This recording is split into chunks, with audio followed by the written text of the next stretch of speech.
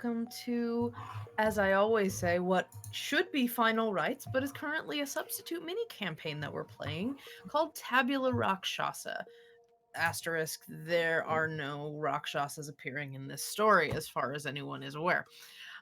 So we are playing what is known as but there has to be a better name for this, but for now, an Amnesia D&D game in which our players started this adventure knowing very little to nothing about themselves. They started with pronouns, and I provided everything else. I currently have on my computer all of their character sheets. They do not have these character sheets, and as we've been going through our adventure, they've been slowly discovering whether that's mechanical or more flavor information about themselves.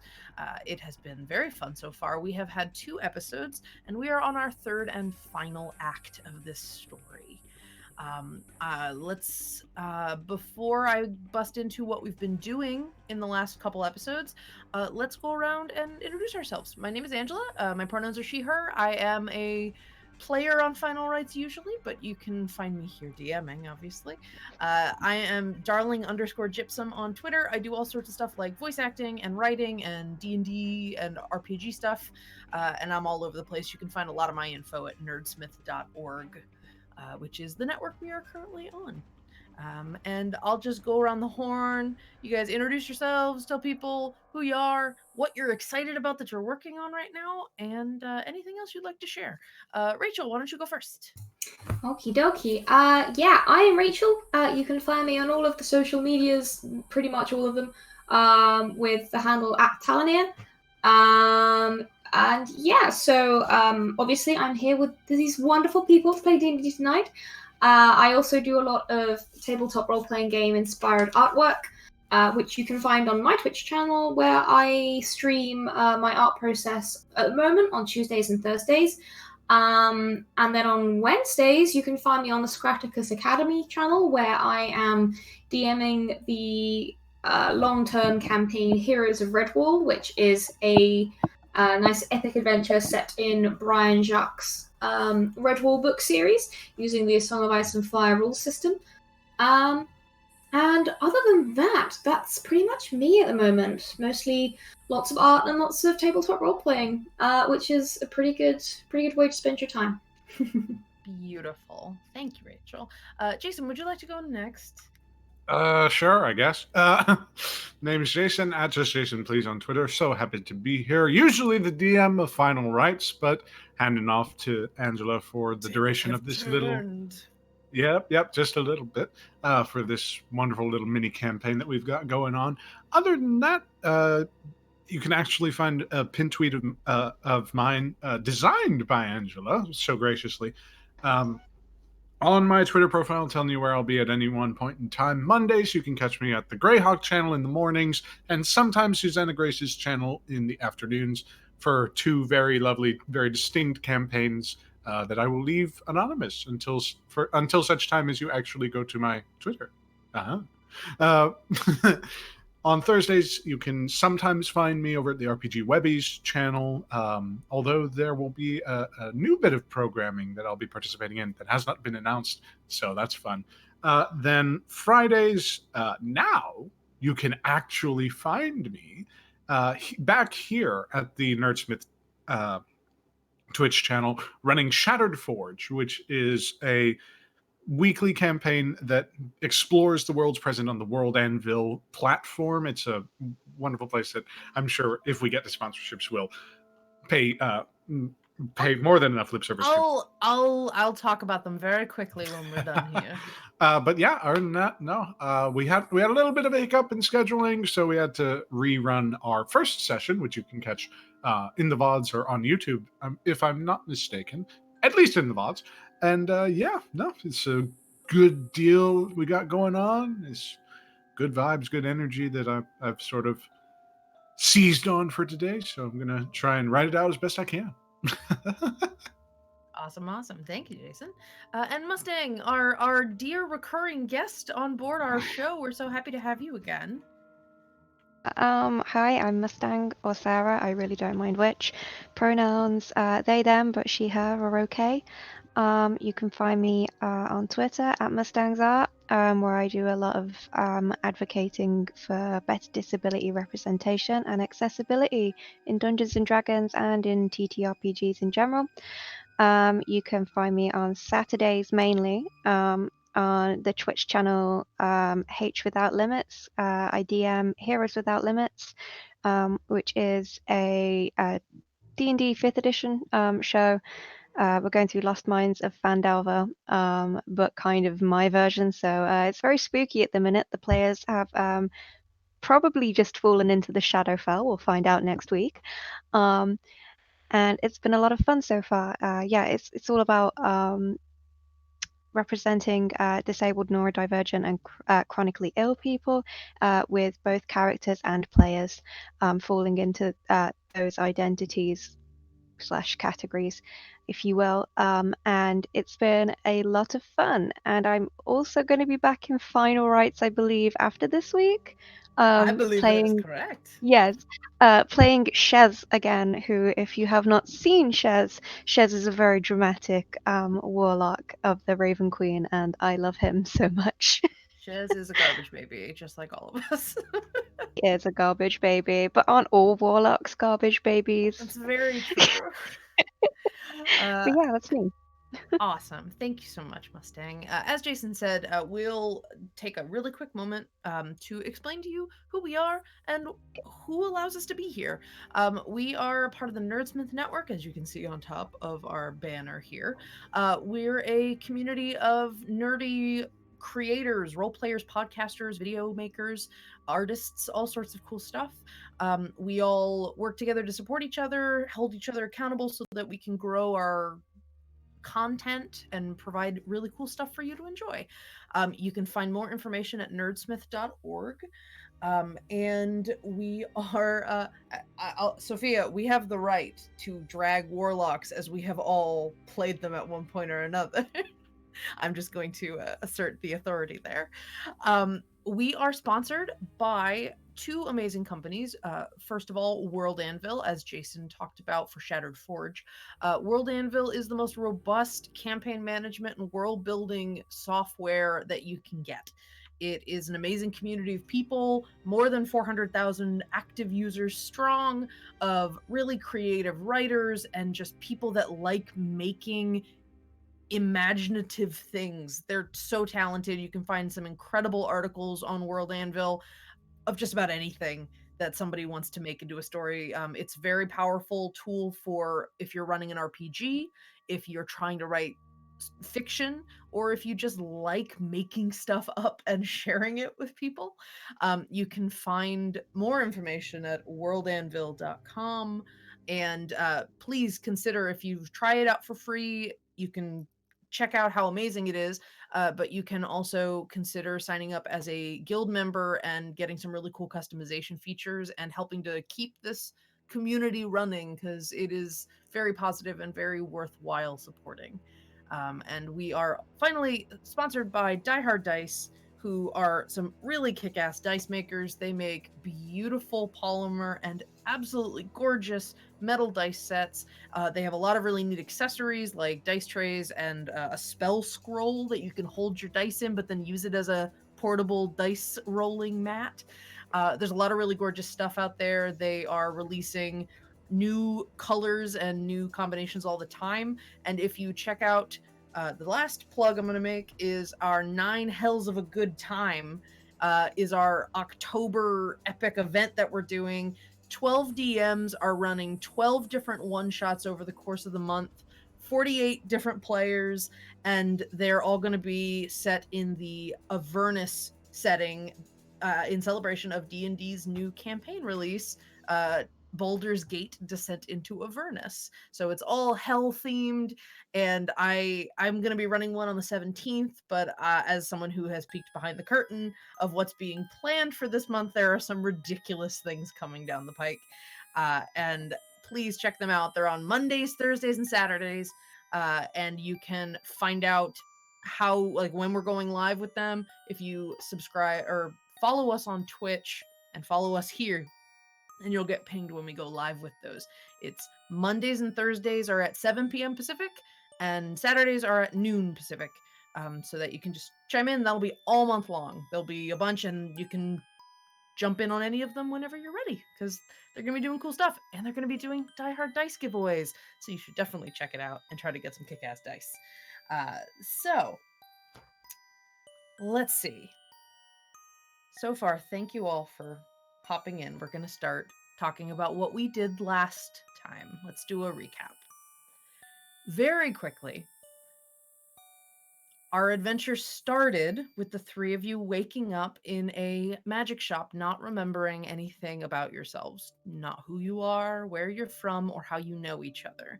Over the course of a day or so, you discovered a few things about yourselves and have discovered that what happened to you all is that your friend, an elven woman named Circus, she was trying.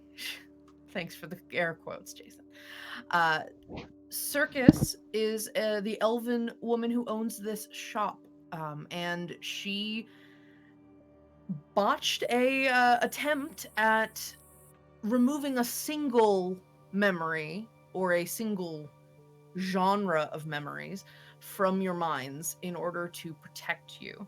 You had apparently all resolved to try to kill a lich, and she was afraid that you would all die, and so she tried to eliminate the memories of why you wanted to kill the lich and that you wanted to kill the lich and the very fact that the lich existed.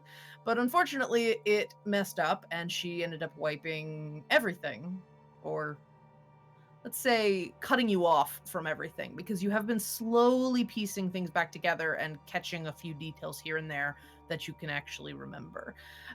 But most of it's all blocked off to you. And in an effort to fix it, she offered, well, more insisted, that you were going to go speak to someone named Eldris Sinave, who is apparently a wise mage of some sort, or someone in the know, that could help you all regain your memories and undo what Circus caused.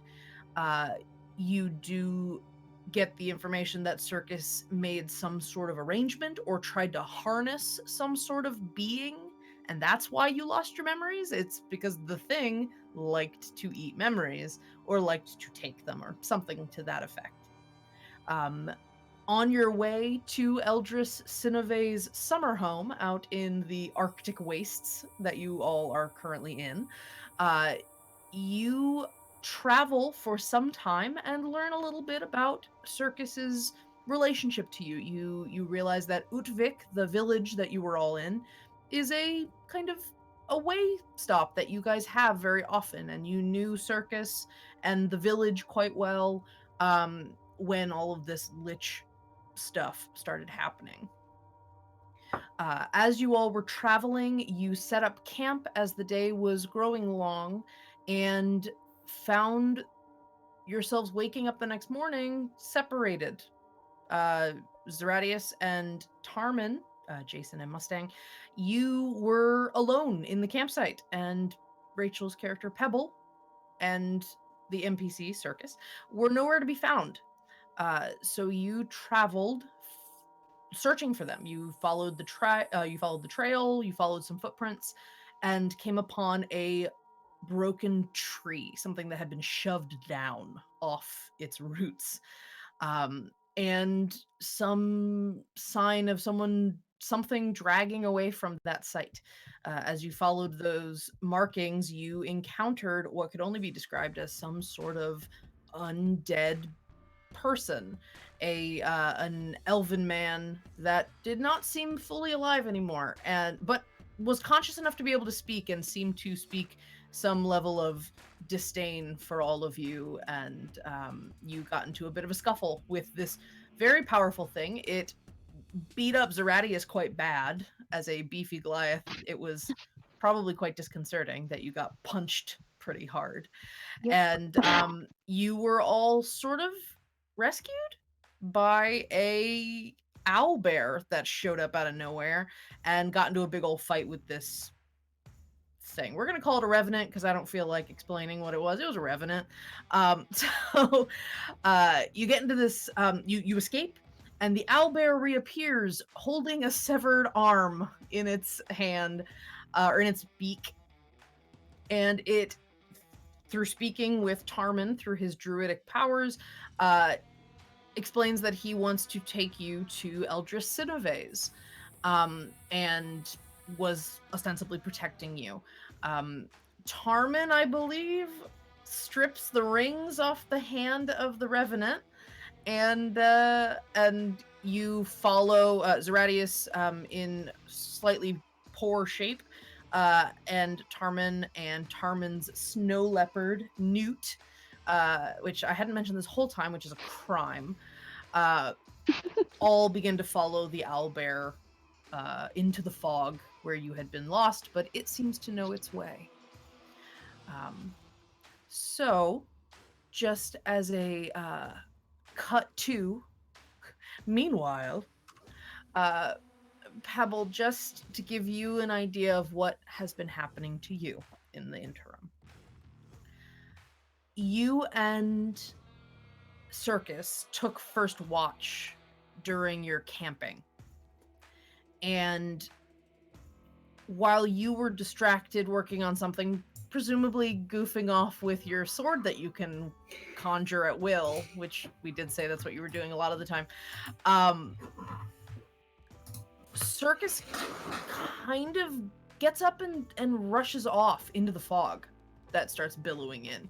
And you go after her because she doesn't seem like she can handle herself. And as you're rushing through this fog, chasing after her, when you reach Circus, she has been shouting out into the fog a name. She was shouting the name Torvir. When you reach her, she has completely stopped in her tracks, and there's a figure, like a shadowed figure in the fog. It turns to both of you, and through the fog you can see bright, hateful red eyes. You can't see much else beyond that.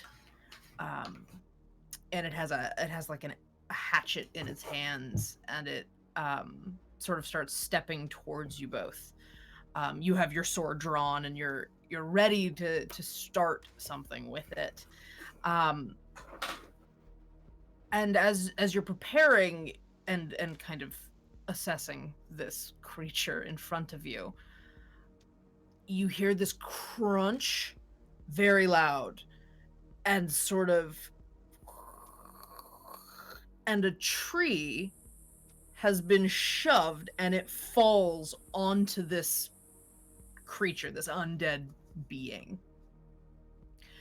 On top of the tree, having pushed into it, is a massive, furry, feathery form, all white, almost blends into the fog.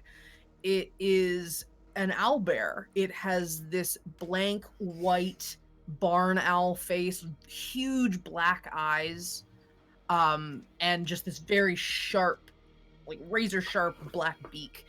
And it kind of shakes out as its claws are pressed into the tree trunk, and it kind of glances up at both of you, and just kind of big wide eyes looks at you. Yeah, Circus, I don't think I can speak to animals. Something you can do? No. And Have you got any food on you? I think I left it at the camp. I'm sorry. And Circus is very scattered. She's been, again, that frozenness that she was before physically seems to also be a little bit where she's at mentally right now. And it's dark and foggy. You can't see her very well, but you can just tell from her stance that she's very off center. The owl bear hops off the tree. And this thing's like twice as tall as you are, Pebble.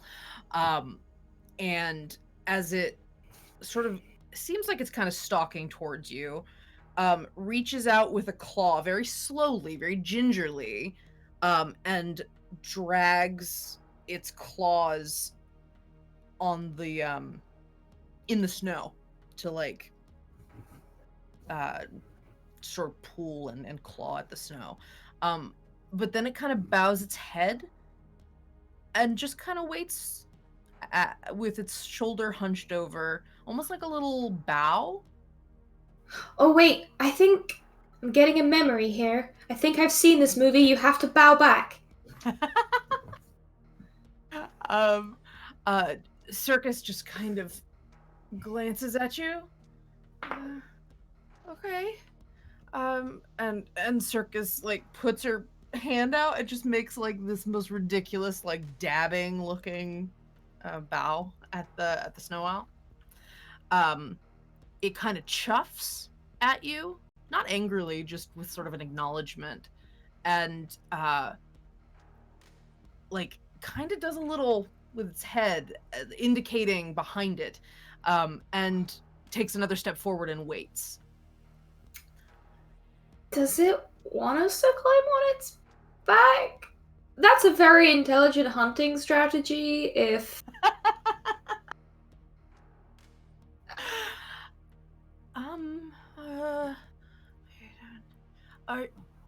Are you from the Eldris? And the owl bear kind of chuffs again, and bows again, waiting. Weirder things have happened tonight. Let's just yeah, I think this is the right thing. okay, good. Well, if you want me to sit in front, if you want to hold onto my waist so you don't go falling off, you seem a little bit shaken right now. Yeah, no, that'd be good. I don't know have where to questions. How do we get? How do we tell the others? I don't know how. I mean, one of them speaks to like all of the pretty creatures of the forest. I'm sure like a robin or something will give them the right idea. Sure. Okay. All right. Then we'll just, All right. hope they get Okay. the memo. I'm sure they will. This is fine. This gonna, it's a sentient, like, very polite, courteous, certainly, owlbear. I mean, what could go wrong about this situation? And you both inch towards this owlbear, and it doesn't move. It waits very patiently, very gently, and you're able to eventually get up the nerve to try to use one of its legs as a boost and Yep. climb up Hop on its on back. up there. Yep, and it allows you to do so. And as you both get situated, maybe just before you both feel fully situated, it starts sort of hauling up and pressing on forward through the snow. One of the reasons that you all decided, okay, yeah, we'll go with the bear, is that you did start hearing groaning and movement from under the tree trunk. It did not seem that this thing was fully incapacitated from being crushed by this tree. Yeah, no, that's a good thing to get away from. Yeah, and as you guys hear that noise as the bear moves on, Circus like really holds tight behind you, and you're both taken into the fog. And then I will put all y'all together now. Time wipe. So Zeratius, you are being sort of aided by this owlbear, helping you kind of limp along as you're trying to regain your strength a little bit. But those blows to your midsection were not fun, and you still kind of feel like the wind's knocked out of you. It's almost like you haven't been able to shake that feeling since it happened. And Tarmin, you and Newt are on top of the owlbear, sort of slowly shifting back and forth as it's making very slow, but it's still a really big creature, so its movements are kind of jostling you a little bit. So, as you're traveling through the fog, you just see those silhouettes of trees passing. It's navigating through the forest quite confidently. And eventually you start seeing that the trees thin a bit, and you find yourselves in a bit of a clearing, and you see a couple of things. You see the blurry silhouette of a there's a cottage sort of in the middle of this clearing. It's cobblestone, thatch roof, and there's a little garden in the front, and there seems to be a kind of shrubbery, very, very nicely manicured shrubbery around the back, what would be like the backyard. You also see a little fire and like a little mini campsite in front of the house.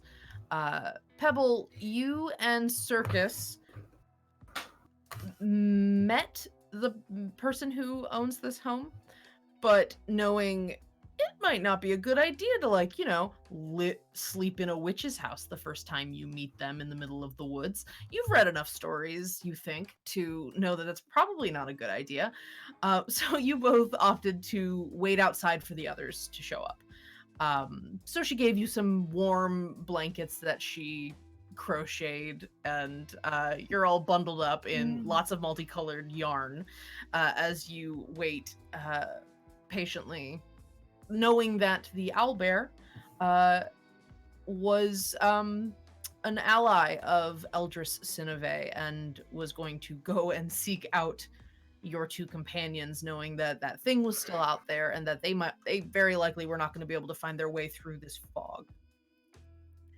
So you see a giant owlbear shape with a little tiny person on top, and you see you see a burly form limping with his hand on the side of the owlbear, and the owlbear is very gently kind of like letting him use him as weight, so they're a little off balance as they're all walking together through the fog. You see them slowly come into view, and you recognize Tarmin and Zeradius coming towards you.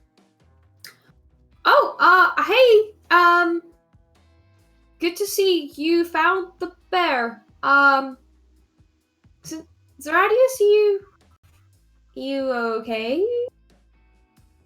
In a response, Zeradius tries to like stand up to be like, I'm fine, but when like he stands up, he just sort of just goes face first into like the snow.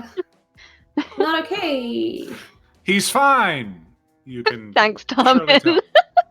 Circus, does your witch friend do any of that, healing stuff? Oh, I'm sure. Sure. And Circus rushes to the door, and there's like this knobby kind of driftwood knocker on the door, and she like reaches out and knocks it a little harshly, but moment passes and the door creaks open, and in the doorway there is this older, let's say dwarven sized woman. She has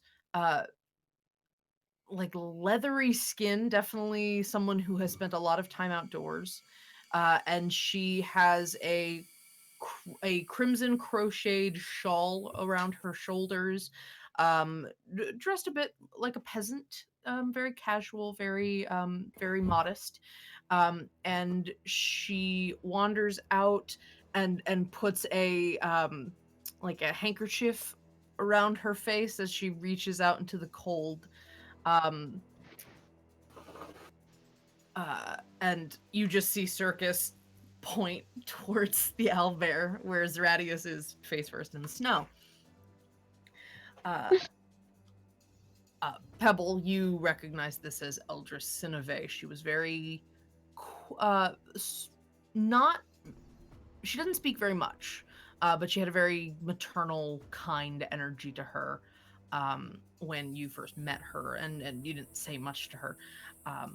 So she very slowly hobbles through the snow over towards Zeratius. She kneels down and kind of puts her hand on the back of his bald head. Mm. Um, she has lots of really deep pockets in her skirts, and she reaches into one and pulls out a big chunk of yarn that she kind of shakes out, and you see it's a hat. Oh, careful, Newt doesn't see that. And she, without responding to Pebble, she kind of tucks the hat onto Zeratius' head, kind of gets stuck. She takes that one, she reaches a little deeper into her pockets and pulls a slightly bigger hat out and kind of like tugs it onto Zeratius' head. There you go, that'll be better now. And He's face down and the snows of Radius just goes like that. Thank you. and then she also, after she's satisfied with that placement, she reaches into a different pocket and pulls out what kind of look like cinnamon sticks. And she pulls that out, something that maybe looks a little like a holly branch, and she twists them into her hands and she breaks the cinnamon stick looking thing, and just sort of waves it near your face, Zeratius. You are bombarded with an incredibly strong smell. It is very, very spicy. You basically feel like you just took the cinnamon challenge. Like, Okay. like there's just a lot. But it does weirdly fill you with a lot of energy. You're like very awake now in that sort of groggy state that you were in before from pain and cold and exhaustion. You're suddenly in this jolt. It's like you just had a ton of caffeine. And you will have 10 temporary hit points from that, Zeratius. You also will heal 10 HP. Okay. So let me mark that down because I have his character sheet and I should remember these things.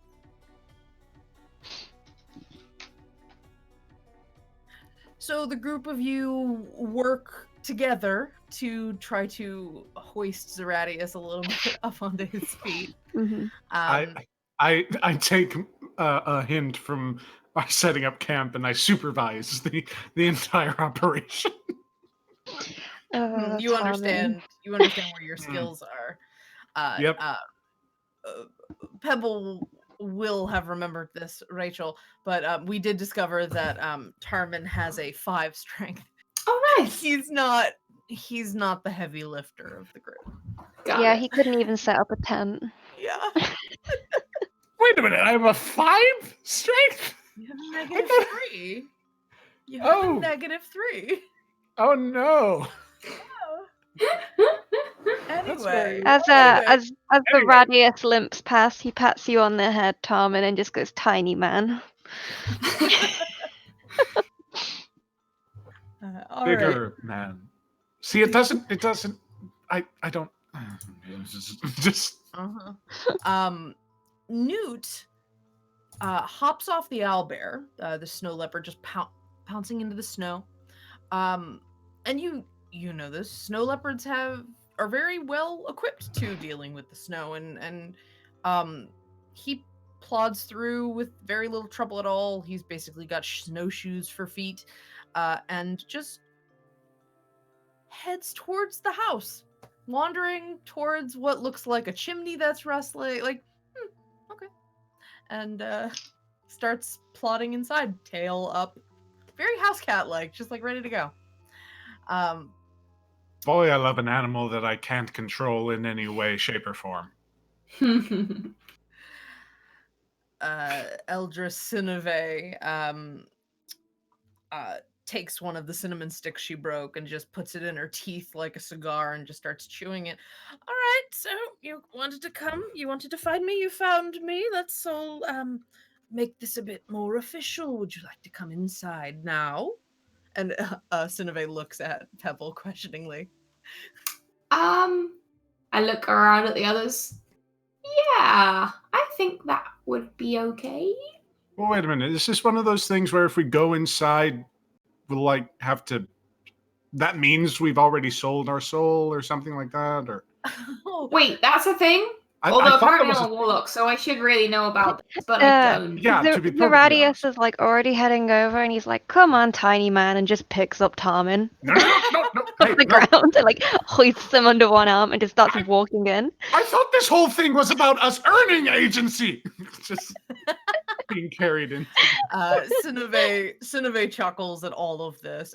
No, it's if you make any sort of agreement with me, you'll know. We'll be very overt about it. I don't abide by all of that That's a good point. subterfuge. Can you tell if someone's made an irrevocable deal with their soul?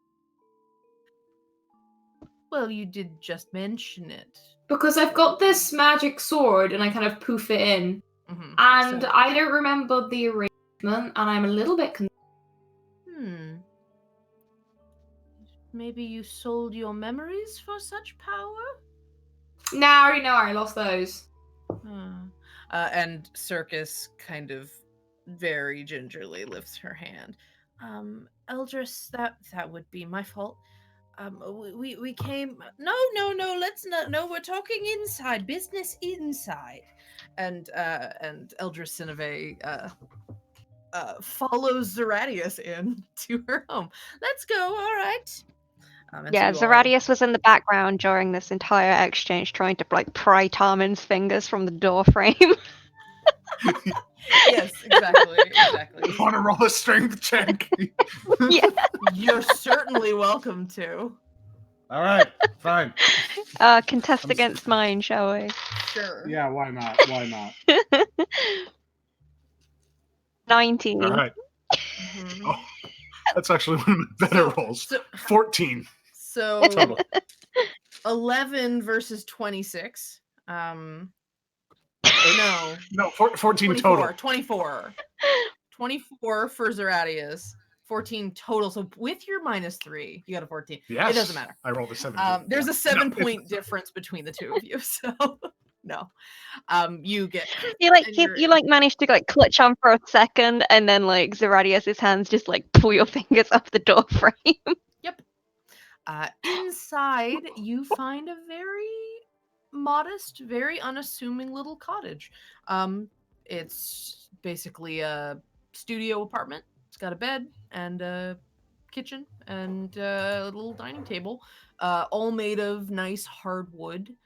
Very rustic, very, very picturesque, very like Google search a fantasy cottage and you'll find that. So you all enter and Eldris Sinave shuffles to the table where there was a kettle, and she is moving it back onto her fireplace and popping a little bit more water into it, and the fire is very gently burning underneath it. It takes a moment. Please take a seat. Take seats. We'll get comfortable with the more unpleasant elements of you wouldn't be here if there wasn't something unpleasant happening. How is it that what is it that you wish of me?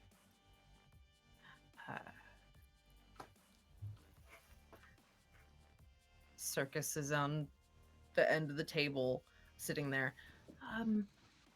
We wish to she's like not sure how formal to get. We wish to entreat you, Eldris, for assistance in undoing a spell gone wrong. She had something eat our memories. Can you fix it? Yeah, have you got like a memory buff spell? Oh my, eating memories. That's quite a feat. Let me see. And Eldris walks up to you, Tarman. Kind of gets. She doesn't have to get very far down. You're in a chair, and she's dwarf height. But she looks Rude. you right in the eyes. But she's not really looking you in the eyes. She's kind of looking past your eyes a little bit. She seems to be almost like staring into your skull. And she pulls a knobby hand. It's clean, don't worry. And she just kind of like taps her fingers along your scalp a little bit. You get a slight sense memory of when Zeratius was doing that, so it's like kind of pleasant, but it's an uncomfortable situation, so it's hard to get relaxed like this. And she's like, She grabs your chin, turns your head to both sides so that she can sort of see. Well, no, not eaten. They're still rattling around in there. There's just sort of a fog. That could be the thing you're speaking of, though. And she goes to Pebble. She goes to you, not manhandling you nearly as much as she did Tarman. Just very gently turns your chin one direction and the other. Yes. A fog shared between you. And she goes to Zeratius. Kind of. May I have the hat, please? Just passes it there.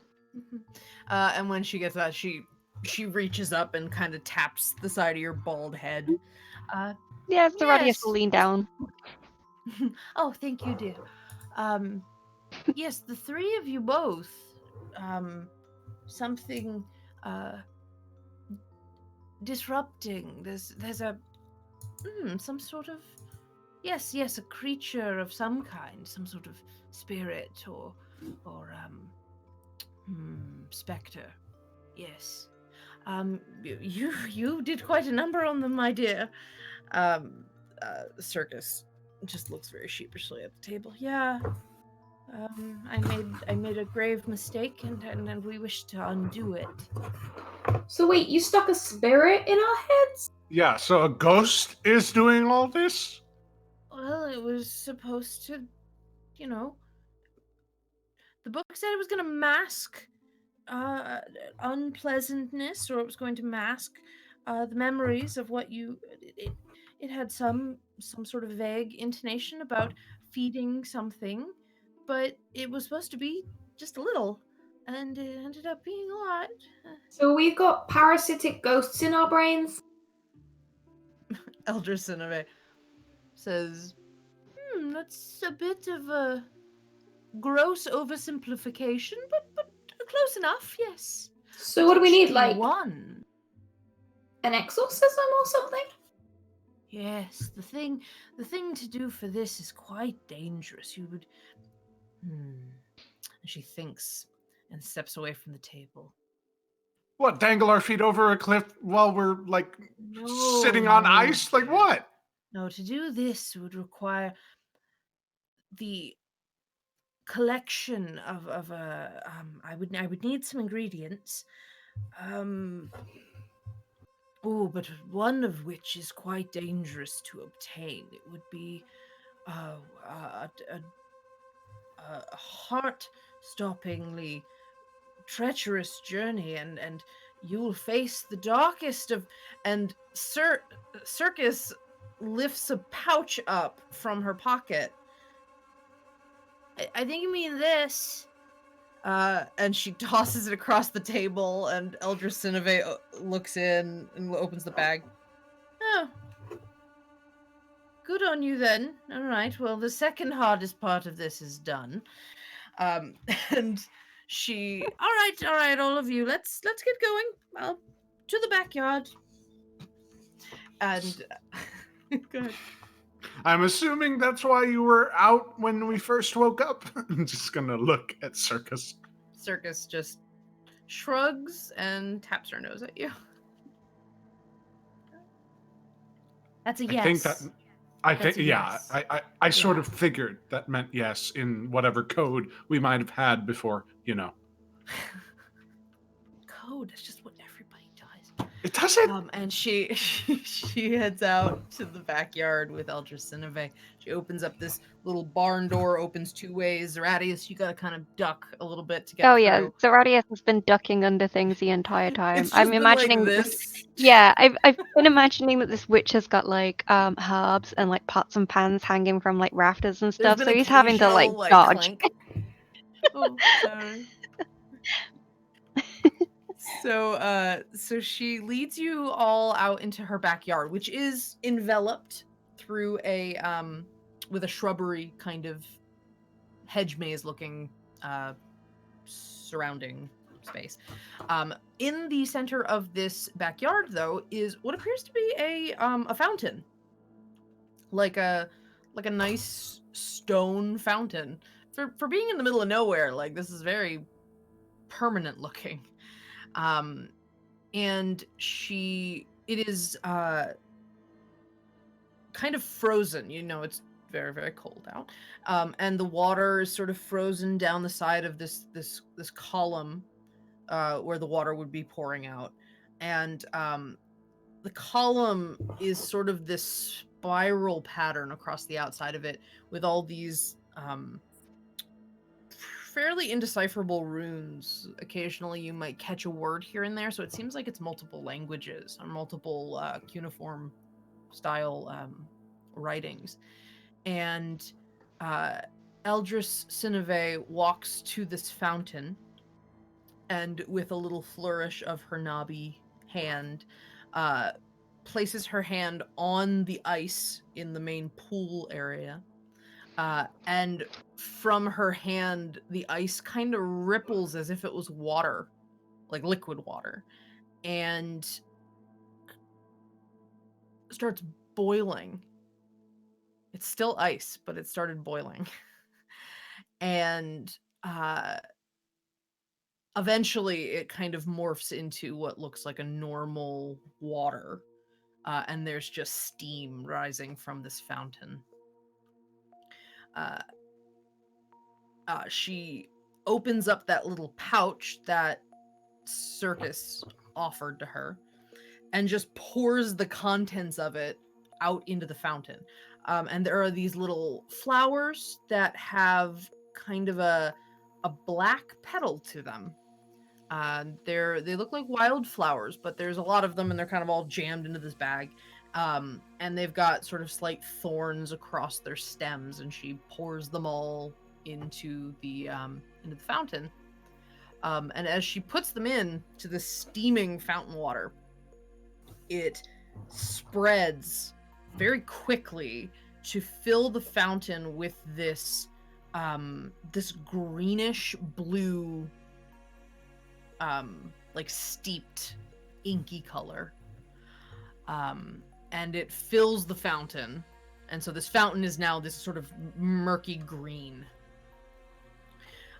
And she's like, "All right, dears, here's the deal. Drink from the fountain with this herb in it, and you'll be able to what's the way to put it? Share a memory together, to unlock and jostle a little bit things out of your brain that are currently being all fogged up. Think of it as like a decongestant for your metaphysical selves." I mean, I'm sold. If there's one thing I like, it's decongestion. That's the thing. You discovered it. That's the one personality trait I put on your character sheet. Oh, good. Glad to know. All right, drink up, dears. Do you all need cups? I have some back in the house. Yeah, I didn't bring one with me. Yes, this one steeps at quite a high temperature. And so Eldris Sinave shuffles into the house. Dear, come with me. Circus. Oh, okay, yes, ma'am. She shuffles in, and then they both come out with like tankards, basically. Now you need to have quite a bit of it, and it's a little on the bitter side, so you just need to, tough Down it it. out. Yeah. So you each agree to drink from this tea? I will. Any questions first? Yeah, I've got one for Circus actually. Torvir. What? Who's Torvir?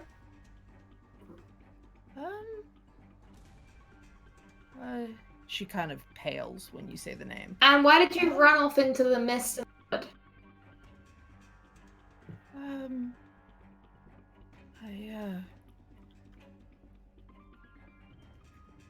Well, you have some time to think about it. Hold on. And then I will just like, oh.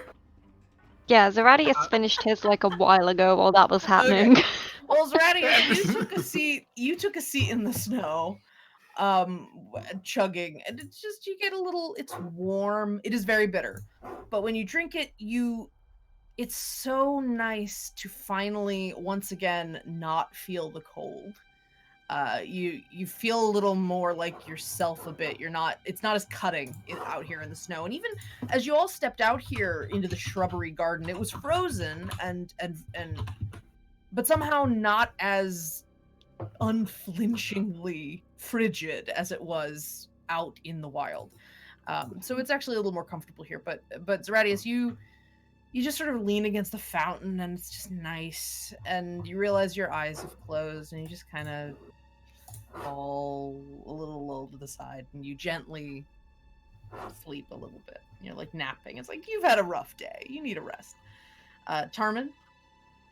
The question that Pebble posed, he's actually gonna like it was to his lips, but as he sees Circus's reaction, is like, oh, okay then.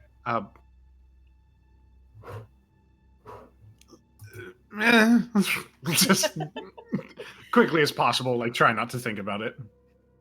Okay, so the three of you drink down the very bitter, very warm. It's like super strong coffee mixed with like a lime tree, like you're eating a lime tree. That kind of level of bitter. And each of you in turn don't remember falling asleep, but you are. Let me really quick check something.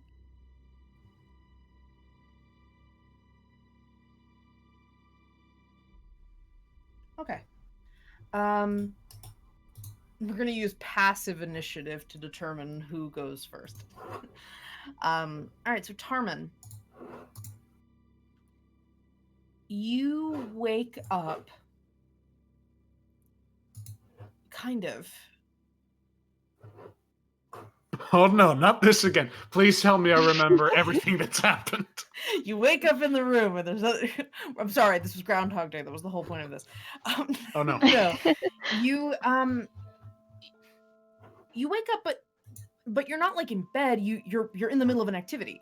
You are with a couple of other halflings, all in dark or not dark, sorry, heavy sort of Arctic fur garb. And you're all walking towards a village. But your arms are full. You look down, and in both your arms are little fuzzy snow leopard kittens.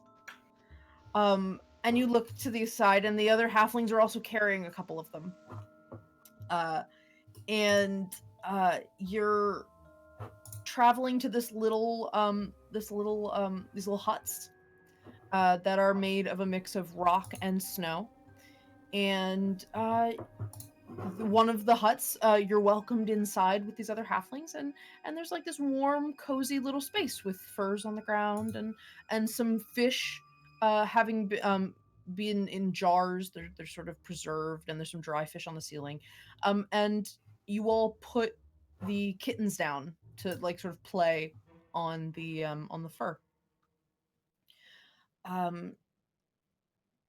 One of them in particular has put its eye focus up on one of the hanging dried fish uh, and has quite insistently decided it will climb the stone wall to get to this fish. And it gets a couple of inches up and then slides back down, and then it tries to hop up again and it slides back down. But it keeps doing it. It's pretty insistent. You don't know how walls work, do you? Just go and take the fish down and hold it out for You this just hear. one persistent kitty. You just hear. And What? Did I They're- ruin they're- the sport of it? Like what? and it kind of pounces on the fish and just starts like licking. And it's tiny, it's small. It's even small for you. And yeah, so you're sort of petting it as it's gnawing at this fish, and time steps forward a little bit. You glance to the side, and the kittens are bigger, and the halflings that are with you they've sort of each taken one of them, and they're casting some sort of spell on each of their respective kittens. The kittens are just kind of crawling away and kind of like scooting away, and when they're able to, do this appropriate hand motion, involves kind of petting or massaging the cat or the snow leopard. Wow, I really need to give them more respect. And as they're petting the snow leopard kitten and saying these words that you recognize, the kitten calms down and kind of nuzzles into them and more docile, or friendlier, maybe not more docile. They're still sort of like, making very wildcat biscuits on people, but they seem more attached. And you have that little rambunctious kitten that was climbing the wall, and he's in your lap. And you're casting this spell. You're casting animal friendship. And this spell, it is less it's less doing something against the animal's will. It's more about assuaging it of any ill intent it might be expecting from you. You're trying to build trust, and time passes again. It is the final day of casting this spell every day for a solid year. And it's become more and more apparent that this spell is less needed than you think every day, because Newt has grown attached. You travel out into the wilds together. He hunts a little bit, and you're observing, you're taking notes like you always do, and you've grown quite close. The goal of that 1 year casting is to ingratiate yourself permanently as a partner to this animal. You've spoken with Newt before. You've explained that you found the litter. The mother had gotten, let's say, to put it politely, but not so politely, the mother had gotten gored by something. It was a little too big for it to be hunting. And you all took the kittens in, and knew that the safest thing for them would be to bring them into the clan. So Newt kind of knows the deal, but also trusts you. It's something that there are big things out here in the Arctic. There are scary things, and even a snow leopard that's, ostensibly meant to be an apex predator, if it's a baby, it's not going to have much chance of surviving out there by itself. So it's not the first time that your clan has taken a symbiotic relationship with a herd of animals or a group of animals. But it is your first. Newt and you are meant to be life partners of sorts. You're through thick and thin kind of relationship. So you finish your last casting, and at this point it feels very old hat. But something feels a little different this time. Just like it settles a bit more into your gut. It like feels like it's not gonna fade. That Newt trusts you, and despite his attitude, does see you as his safe place. So you know he's never gonna go too far. If he wanders, he'll come home. And more than just, it's great to have a snow leopard by your side, it's good to know that he's going to be safe, because he'll be able to find you, or he'll know to find you if anything is troublesome. So, as is tradition, the two of you set out a little bit as in sort of a celebratory walkabout, because you've both formed this bond, and you're traveling a little further than you normally have with him, and it's just out into this sort of kind of canyon sort of space, and it's very cold. You have a hood over your on your jacket over, and Newt's kind of just plodding along with his little snowshoe feet. He's still kind of young. He's probably only a little over a year, so he's very scrawny for a snow leopard.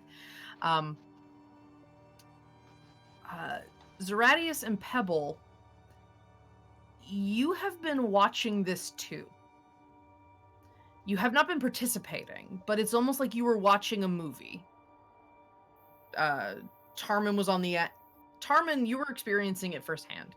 But the others, you were watching Tarman have this life experience, this formative life experience. And so, Tarman, you and Newt are traveling through this canyon, and you hear a rumble.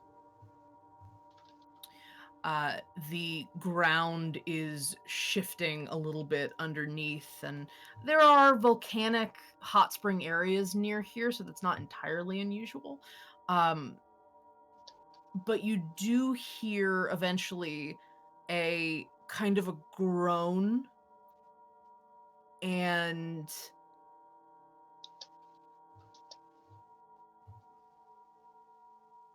then you see a hand from behind a large rock face area. It's dark and translucent and kind of sticky looking. And it grabs over the rock and lifts up, and it's almost humanoid shaped. Except it kind of has these tusks on either side of its face. It kind of looks like pinchers, but they're stationary. And it kind of looks at you, and you are like, oh shit, I've never seen that before. And then you kind of have a bit of a click of awareness. That didn't happen. That's not what you found in the canyon when you and Newt were there. That is different. That is anachronistic. Wait a minute. Somebody get me the script. Just... Right. So you're remembering these, and you know that's not what was there. So you have on your person a spear. You have your wits and your abilities with you. You are in a and then this is for all three of you. The canyon has sheer rock faces. There's some trees up in the canyon above. There are occasionally little drilled holes from like animals that might live in the rock faces. It is very cold, and the wind is blowing. And here's what I want from all of you. We're going to have a round of combat with this specter. Tarman, you can use whatever you have at your disposal as a player. You can just decide if you want to run a spell, if you want to attack, whatever. Zeratius and Pebble, as observers in a shared dream space, you will be able to affect something in the environment to help Tarman. So, we're going to do a little bit of a popcorn. If somebody has an idea and wants to go first, whether that's to change the environment, you can literally add whatever you want to this dream space. It can be using the environment I just described. You can bring some sort of creature into it, not yourselves, but something that makes sense for the landscape. And Tarman, you can also let me double check what the initiative of this fellow is. Okay. It's probably going to go first. It's going to have a start and an end action, so we'll see how it goes. So this thing crawls up on the rock, kind of tries to talk at you, but it comes out as this like really wretched cough. And it's probably about 60 feet away from you. And it looks at Newt and kind of snatches its jaws at Newt, and Newt kind of like freezes and kind of gets up into like a crouch, like he's gonna do something, but he's just not sure what to do. He kind of glances at you, Tarman. Great. Okay. Fun. All right. Don't know what this is, so I'm just gonna. I'm gonna try and grasping vine the shit out of it just to keep it stationary. Okay. So you don't have grasping vine, Crap. but you do have something very similar, and you've done it before. So you are you reach into your bag, like sort of a holster to your side, and you pull out what look like sharpened sticks, like little sticks. They're sharpened though, and there's 7 of them, and they've each been sharpened to a point. And what you do is you swing them around, point down, and you shove them into the ground. And with that action and the muttering of a druidic phrase that means growing, but in like a bad way. Shitty growth. It's not shitty growth, malicious growth. Ah, gotcha. And you crush the spikes into the ground. They stick. It's hard soil, but you still manage to get it in there despite your strength modifier. And you can just feel it's like almost like the veins of the earth stretching out from that space and rising up where this creature is. And these spiky vines burst out of the frozen ground and just lash around this bipedal creature and just like really condense and shove it into the rock that it was climbing on top of. So like trap it, and it's that coughing, screeching howl kind of happens, and it's tugging. It's not free yet, but it's like probably not incapable of getting out. So you have trapped this thing. Zeratius and Pebble, do either of you have anything you would like to do to So this moment? This is like a canyon kind of deal? Like a frozen Arctic canyon. And we can influence kind of the world. Yep. You can influence the environment. You could influence it by introducing an acting party into this scene that would make sense for the place. So anyone who's been introduced so far, or a creature that you could justify being there. That makes sense. Kind of thing. I think to start with, seeing that this thing is temporarily kind of trapped in one place, would it be realistic to try and influence like some rubble and some rock to fall down the side of this canyon and try and like pin this thing down? Okay. Hit it? Yeah, absolutely. So that rumbling that you feel, Tarman, you're very in the moment too. You don't necessarily acknowledge that there are observers, but you do still feel like you're not alone here. The moment you kind of steeled yourself to actually make this attack, you had that kind of bolstered feeling, and that rumble you felt earlier grows in strength, and you hear the sort of crunching and click clacking that happens just before a rock slide.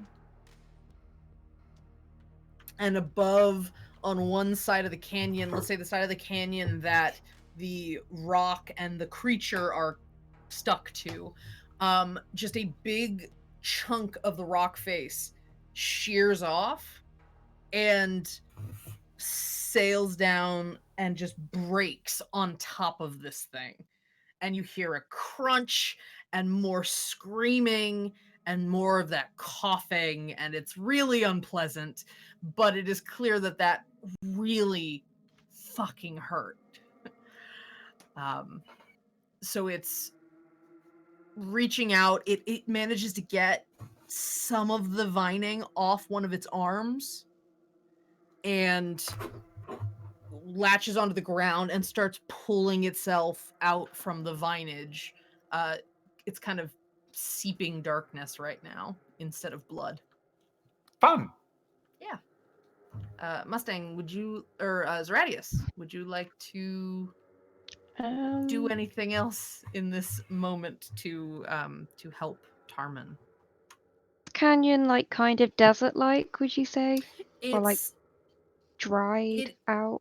it is dry and cold, but there is a sheen of snow on top of everything. Okay. So it's like it's very, yeah, I know that's sort of counterintuitive. So underneath this creature's feet is there snow? Not currently. It is currently on top of a rock. Oh, okay. Oh geez. Does it? So it looks like it's gonna start running, I guess, towards. It's gonna start pulling itself and clawing its way toward him, kind of like crawling on all fours towards Okay. Tarman. Then I want to turn the snow underneath it to ice, like a sheet of ice. Sure. So, what was sort of this very light, fluffy, kind of just the top coating of snow, just congeals and hardens into just black ice. It's the thing reaches out, and as it's pulling, it still has its claws in, and it reaches out again and just hits nothing but slick, and it slides, and its chin just busts onto the ice, and just again more crunching, more upsetting noises. And it is trying to get at you, Tarman, but it is just slipping. That ice, that snow layer, not just on the ground, but even on the rock, that snow turns to ice. The spike growth is also slick, so not only is it like lacerating this thing, it's hard to get a grip on. It can't pull itself anymore. And it's just flailing and screaming, trying to get at you, Tarman. Do you run, or do you try to attack it now that it seems pretty unable to reach you?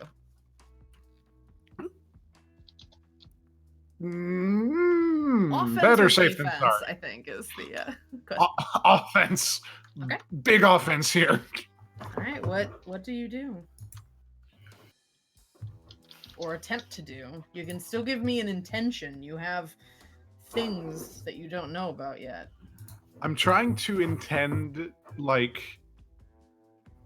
the ice to basically encase it so that at some point I can shatter it. Sure. Okay. So I guess just freeze the shit out of it. I have no idea if I've got anything like that. All right. So you have you're thinking, you're of two minds right now. You're thinking, okay, I need to stop this memory monster from getting at me. On the other side, you're like, okay, what can I do that's frosted? I have a cantrip. I have something very small that might be able to help.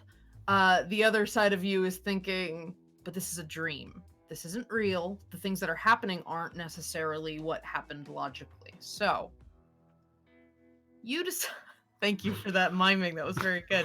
Is there any way to pump up the cantrip that I know? Like, can I cast it at a higher level? In a dream, yes, you can. Fantastic.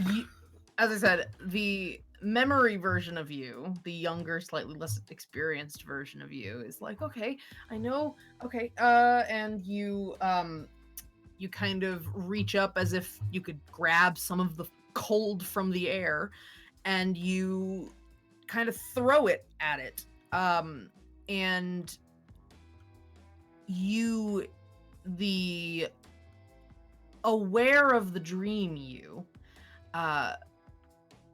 feels that what would be a very modest bit of cold that would just coat someone to cause unpleasantness,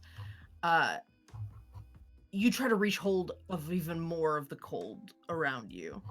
You think of the idea that you've spent decades out here. This is a part of you. It's in your blood. How dare this thing even come near what is your safe haven?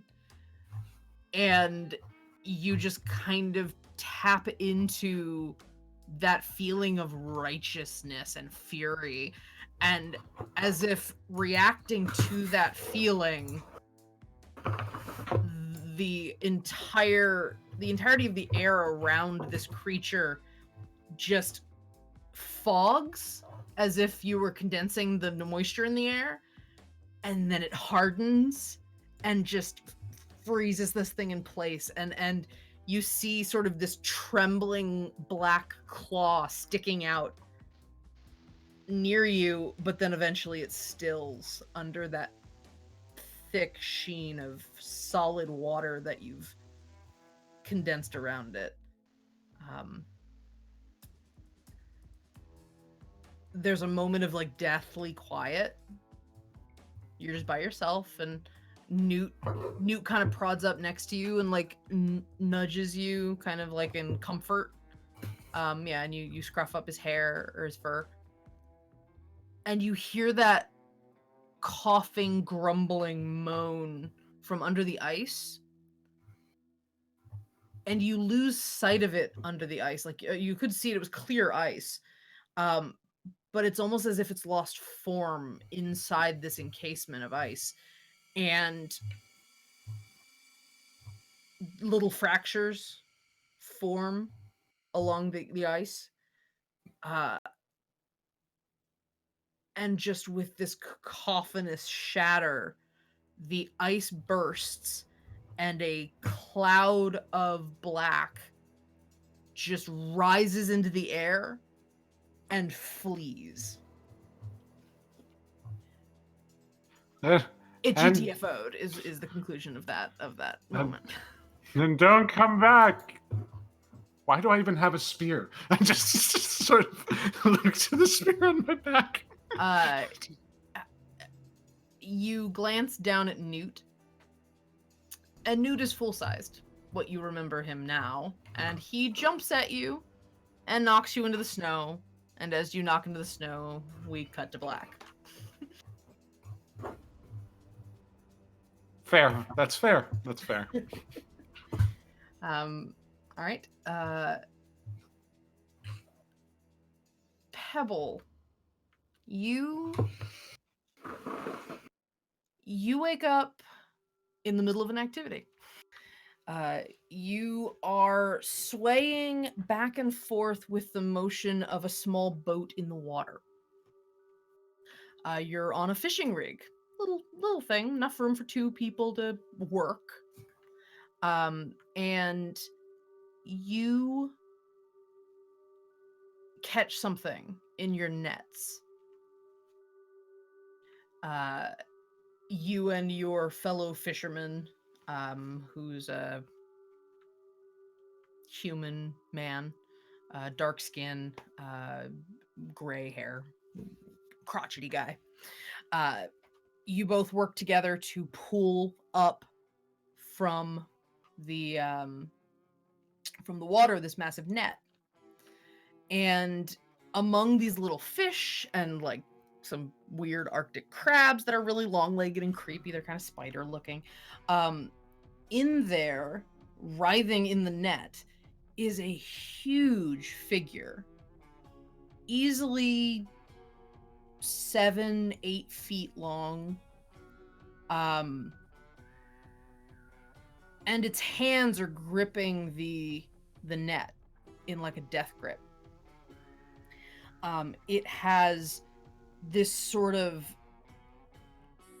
oddly seal-like texture.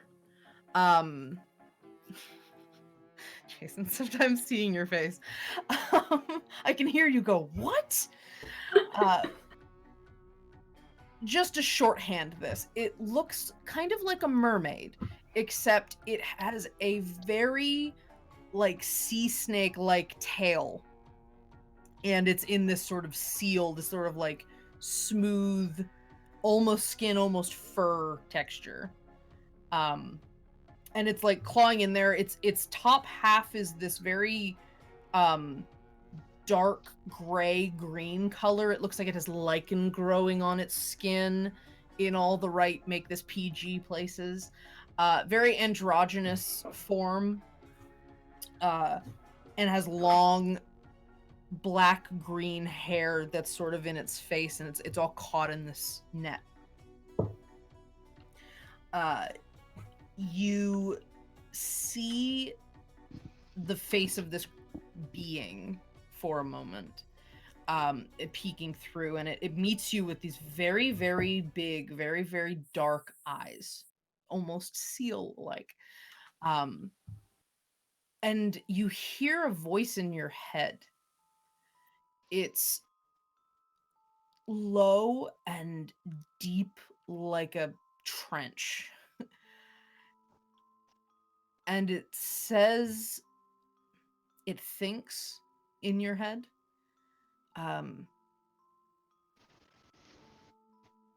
free me. Free my brethren, and I will give you power. Please, I beg you. Now, Pebble, why do you let it out of the net? Do you let it out because of the promise of power? Or do you let it out because you felt bad for it? Or another reason? For a start, my mama told me never to communicate to you telepathic.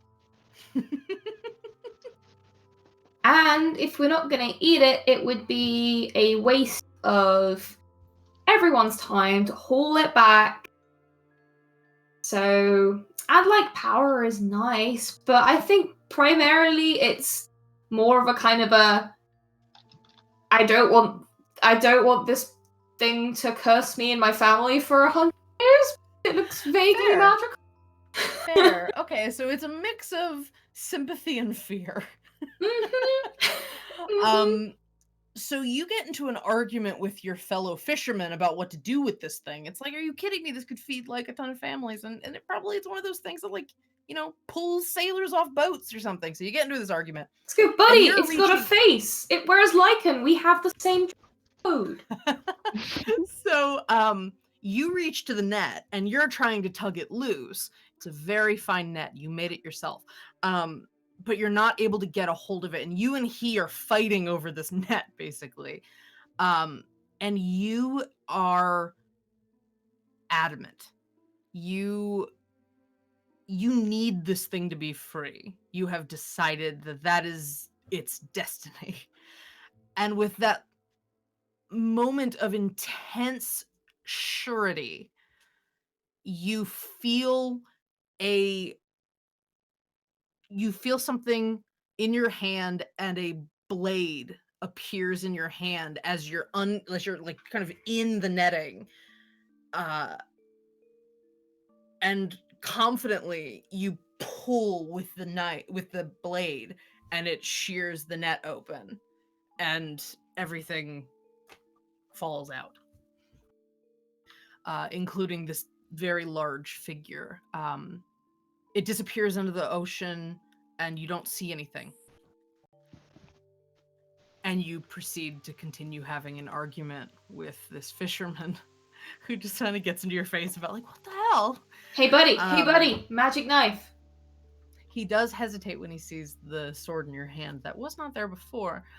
Time passes. You are in a cave. You are in a hot spring in a dark cave. And in this cave, there are sort of like there's like seaweed at the bottom of this hot spring, and it's bioluminescent. It's got this sort of like teal glow to it under the water, and it kind of fills the cavern with this very ghostly pale glow. And you're just sort of like neck deep in this very warm water. It's nice because it's very cold outside. And you glance around this hot spring, and across from you, this hot spring's probably about 12 feet across, maybe. You see dark eyes looking at you. Sitting on the edge of the hot spring is a very androgynous figure with pale skin and this hair dripping down, and its tail is in the water doing this kind of like sea serpent thing. And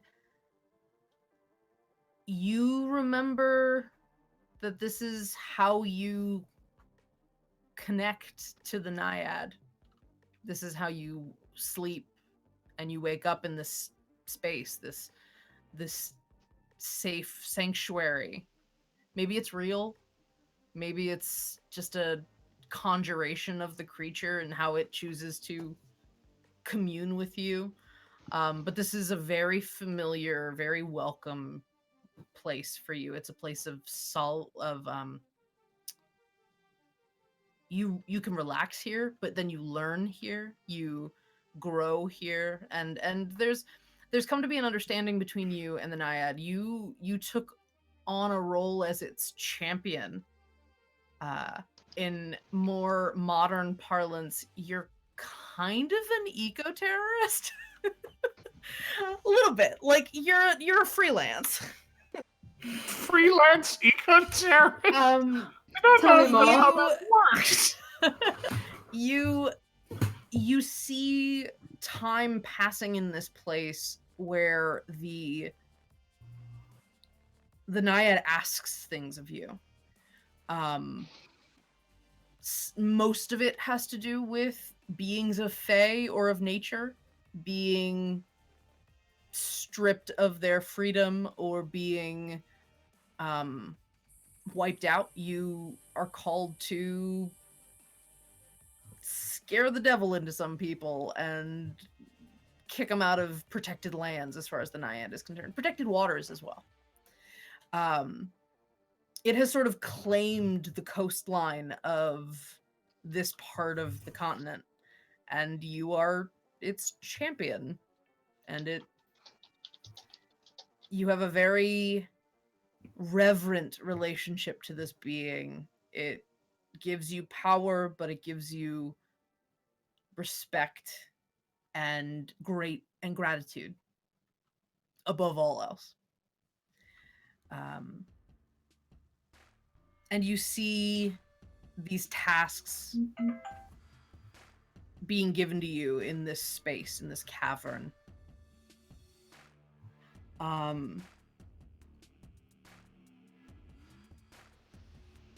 Then something shifts.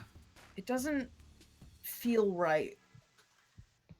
The Naiad's expression darkens into a worry.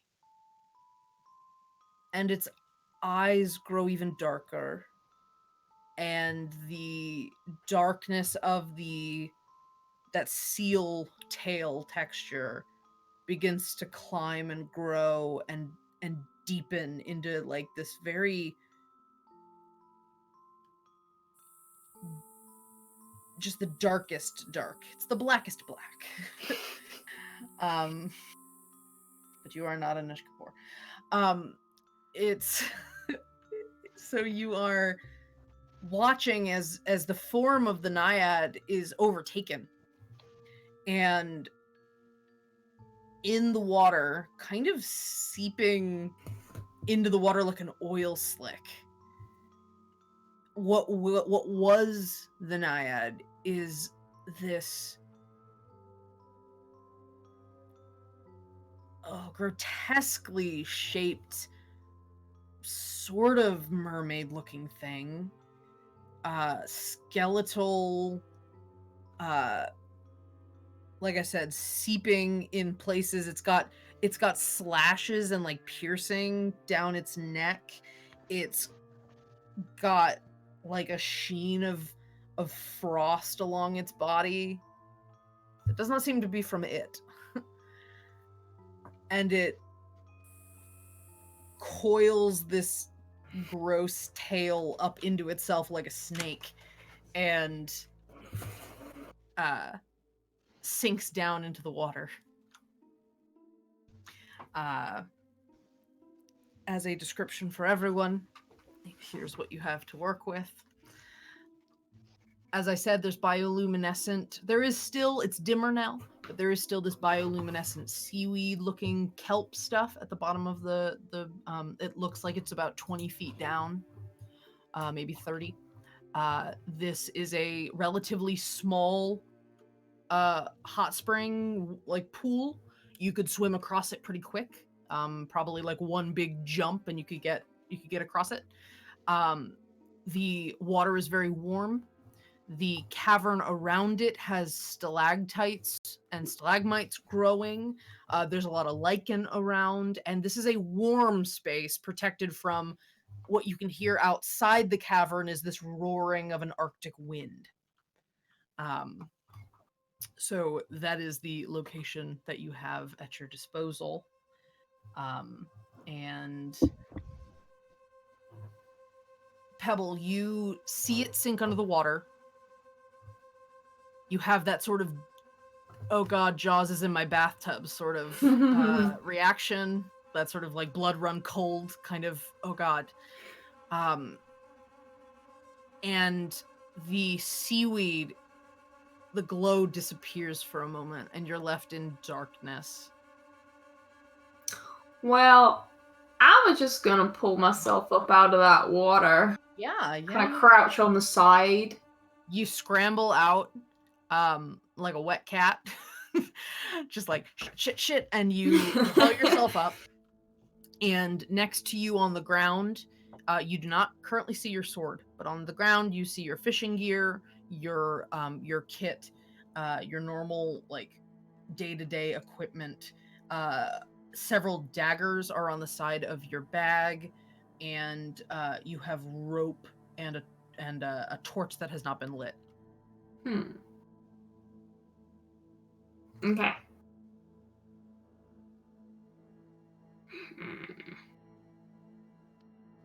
So,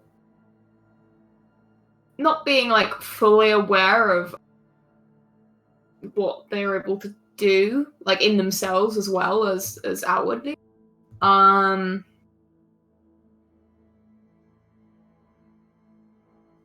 If the fishing stuff is there, I think first instinct would be, well, you know, she caught this thing in a net once before.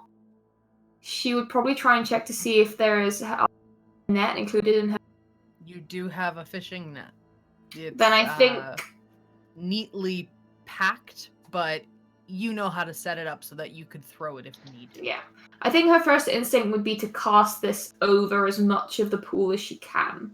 Okay, sure. To try and make it difficult for anything to kind of emerge out without getting tangled. All right, so you scramble to your net, you unfurl it, you actually can undo a clasp that you have on it and shake it out like a sheet, and it just comes out.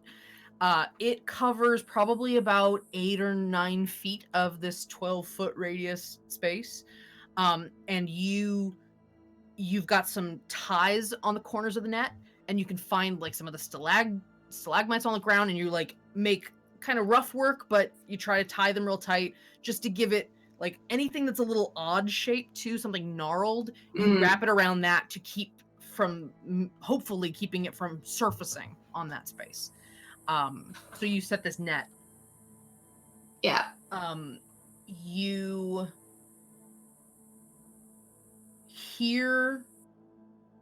see very slow bubbles rise from the water as if it's getting a little hot, and there's a moment of stillness, and then it just bursts from the surface of the water, and it's in your net. This creature, it's suddenly now in the water. It even looks more sticky and viscous and oil slicky. There's this pool around it of this kind of black brown liquid. It's very sickening and gross, as Jason's face fully expressed. So you are watching it as it tears at this net. It's shredding some of it, and almost like seeping through the net a little bit, like it's not fully solid. And a tail, its tail, kind of slaps up out of the water and tries to get at you from under the net. Give me a really quick dex save. Okay. Well, the roll was a 5. Okay, so 7. It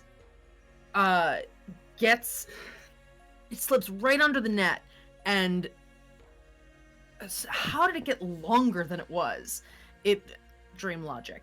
And it spins around your ankle and pulls back at you and trips you, and you feel yourself slowly getting tugged under the net towards the water. In this moment of desperate need, Zeratis and Termin, are there? You're watching this. You've observed this history that Pebble has had with this My naiad. secret crimes. Your secret nature crimes. Is there anything that you would like to do or change or add that could potentially help her in this moment? I mean, I've got an idea, but Go for Mustang, it. have you got Ideas are anything? ideas. I'm still thinking, so Okay. you can go first. It's fine. Okay. So, let's see. This thing is pretty big, right? And, Yeah, it's probably about 8 or 9 feet tall or long. Or longer. Bigger than the naiad was. Okay. And is it currently tangled in the net, or is it like... It is a little tangled in the net. It's actually kind of like on its way to seeping through the net, so it's kind of like Kitty Pryde right now. It's like in the net a little bit. Okay. A couple inches into the net. I'd consider it tangled. Yeah. So what I'm thinking is, because you said, especially during my portion of it, these mountains have like a slight amount of volcanic activity. The hot springs would be connected to that sort of regional volcanic activity, yes. I want there to basically be like at the bottom a literal like stream of lava that suddenly just sort of bursts and like basically tries to boil this thing alive. Oh, I was so hoping you were going to say that. That was what was in my head. So the blue of the seaweed, the kelp underneath, starts warming. That color. The color turns from a teal to almost a purple, to an orange to a red. And the cavern is filled with this orange scarlet light as what looked like floating tendrils of kelp has coalesced at the bottom of this pool as just hot red molten rock. And it only takes a few seconds for this to look like a goddamn lobster pot. It is at a roaring boil very quickly. And you hear, Pebble, you hear sizzling, you smell burning gasoline, and this thing is howling as it is being boiled in very, very hot water. The room is filling with noxious steam. It's kind of hard for you to see at this point. You're still latched on to this thing by by its tail, but it has stopped pulling you for the moment. Okay. Zaradius, have you had any thoughts yet? We can come back to you if you want more time. Sorry, my brain's a little foggy. Could I just get another recap of the room? Sure. If that's It's alright. it's a fairly tall, cavernous space with stalactites on the ceiling and stalagmites on the ground. The pool, the current state of this hot spring pool is that it is boiling with lava at the base of it. There is a net across maybe 2/3 of this hot spring pool, and the creature is currently writhing and was attempting to slowly push its not quite solid form through the holes in the net. Outside, there is a roaring Arctic wind that is kind of muted by the rocks in the cavern. And feel free to insert anything that logically makes sense to be inside a cavern with a hot Okay, spring. so if the hot spring's erupting, then cause tremors. So I'll say the stalagmites on the ceiling is make them drop down onto it specifically. So the lava sort of rolling at the bottom of this boiling hot spring, you see a fissure kind of climbing the side of the hot spring, and more of this hot red light is coming through, and it's so hot that it's not even turning into that cool black smoke that would happen sometimes if something was touching something truly cooler than itself. And as this fissure is growing up under the water on the inside of this pool, you do start feeling, Pebble, you start feeling this rumble as something structurally important has started fracturing a bit under this pressure. And the crack follows up the pool and up the ceiling, and just more and more of this trembling happens, and some of the smaller stalactites above the pool start shearing off and dropping into the water. So you just have this spearhead of rock just diving in. There's barely a splash compared to the rolling boil that this water is in, and you just hear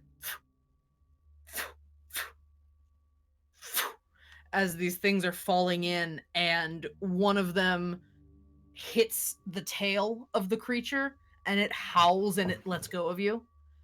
Another one is very big and it just bludgeons the thing on the side of its neck, and it hits the water, so it's no longer poking out of the water. It's just trapped, floating on the surface, clawing at this net, and it's basically a full surface area for several more of these stalactites to plummet into it and somehow do a mix of crushing and piercing its very viscous, oily form. Okay, so as this thing's kind of getting pummeled, and now that my ankle's free, I kind of snatch that back. And then assuming this heat is coming from this bottom of this pool where these glowing, kind of incredibly hot, kind of molten rock is being pushed through. Correct. So in that case, Pebble kind of holds out a hand, kind of not really sure what she's doing. Goes, okay, so you said you were going to give me some kind of power to put that to the test. Can't remember what that was meant to be. Would be great if I had the ability to do something that did, I don't know, maybe some kind of force damage to push this thing to the very bottom of the pool where all the hot molten rock is. Kind of boof it down there. And just kind of holds out her hand like Iron Man style. Whatever could such a blast of eldritch power be? I can't imagine. And it's not like it's a mainstay in the warlock class. Like that sounds so alien. I don't know if we could accommodate. So yeah, say the words, warlock. All right, so you delve back into the lessons that the Naiad has imparted on you, the power that it has granted you as a very powerful nature spirit of this area. And you just think, like, what show of power can I conjure from these memories? And you're reaching out towards this thing, and all you want to do is just punch a hole in it. That's like just poof it down to the bottom of that there pool. Yeah. So the blast that leaves your hands is just, you feel a mix of just cold electricity through your hands. It seeps into like the marrow of your bones. It's that cold, but it is a powerful feeling. It's not something that you're a victim of. It is something that you are pulling out of the core of your being. And this jolt of force that explodes from your hand,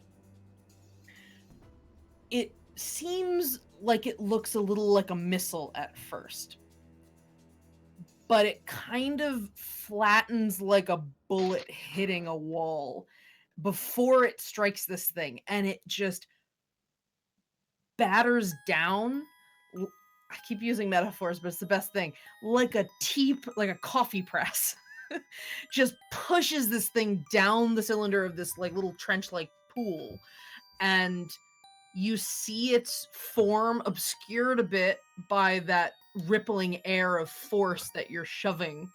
And the water in the center of this pool also gets compressed, and just this giant splash of a cylinder of water from the edges of this pool, it's hot water, bursts up.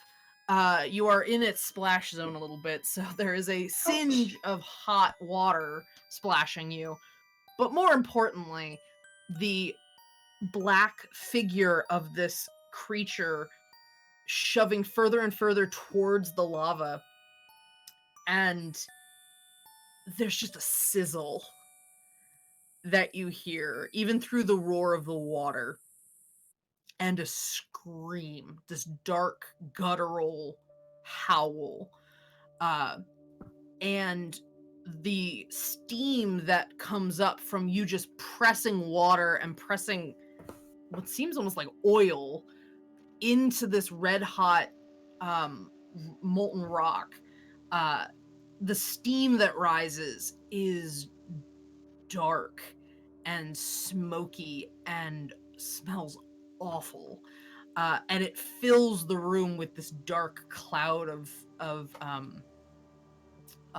gaseous bad guy. And it takes a moment,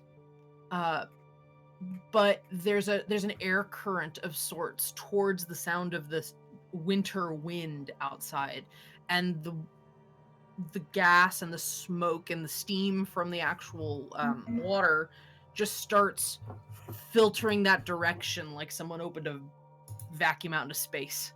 It kind of just seeps in that direction, down a corridor, and away from you. When the smoke and the debris clear, your vision's a bit clearer now. You're back in the cavern, and the cavern looks normal. It hasn't been destroyed. Calm blue glow at the bottom of the pool. And there is a shadowy figure in the water underneath. And it swims towards your direction in the pool.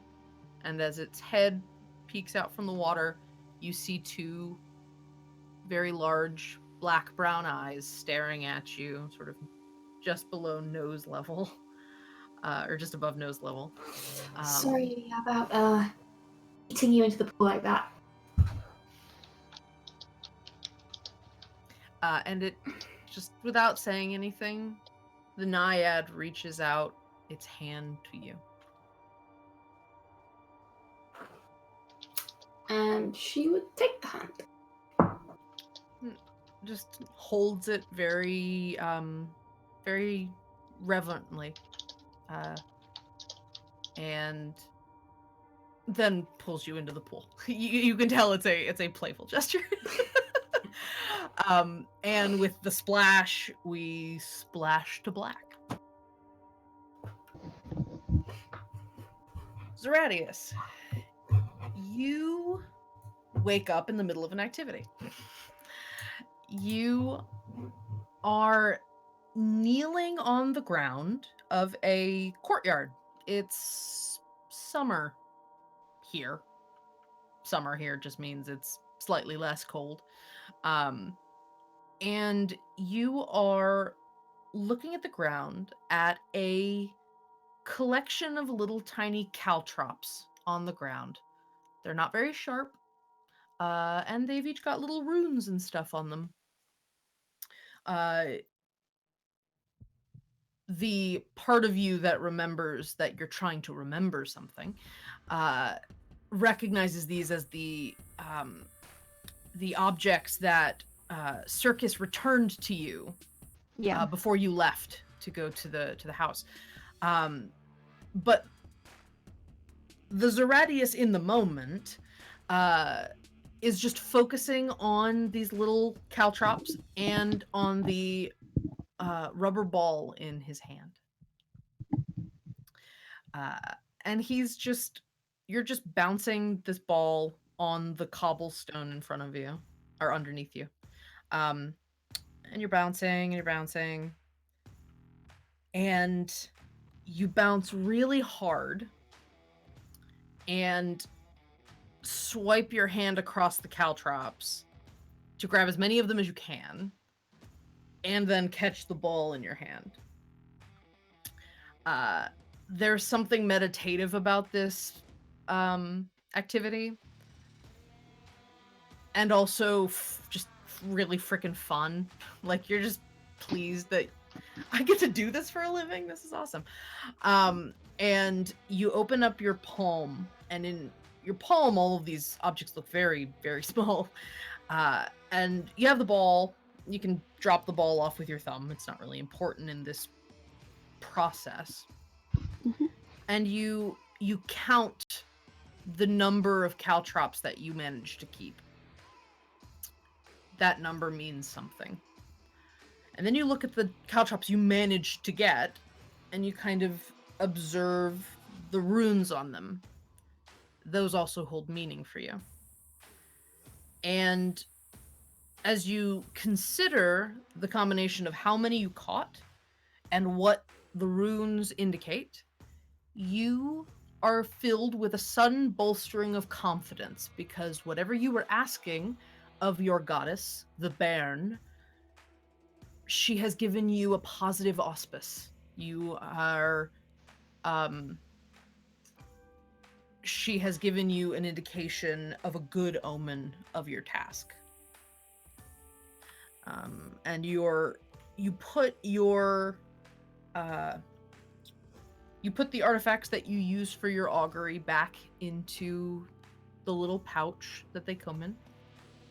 And you put them into one of the dozens and dozens of pockets in your giant ass coat. And you're still on your knees, but you glance up, and you see a little girl kneeling next to you. This little girl is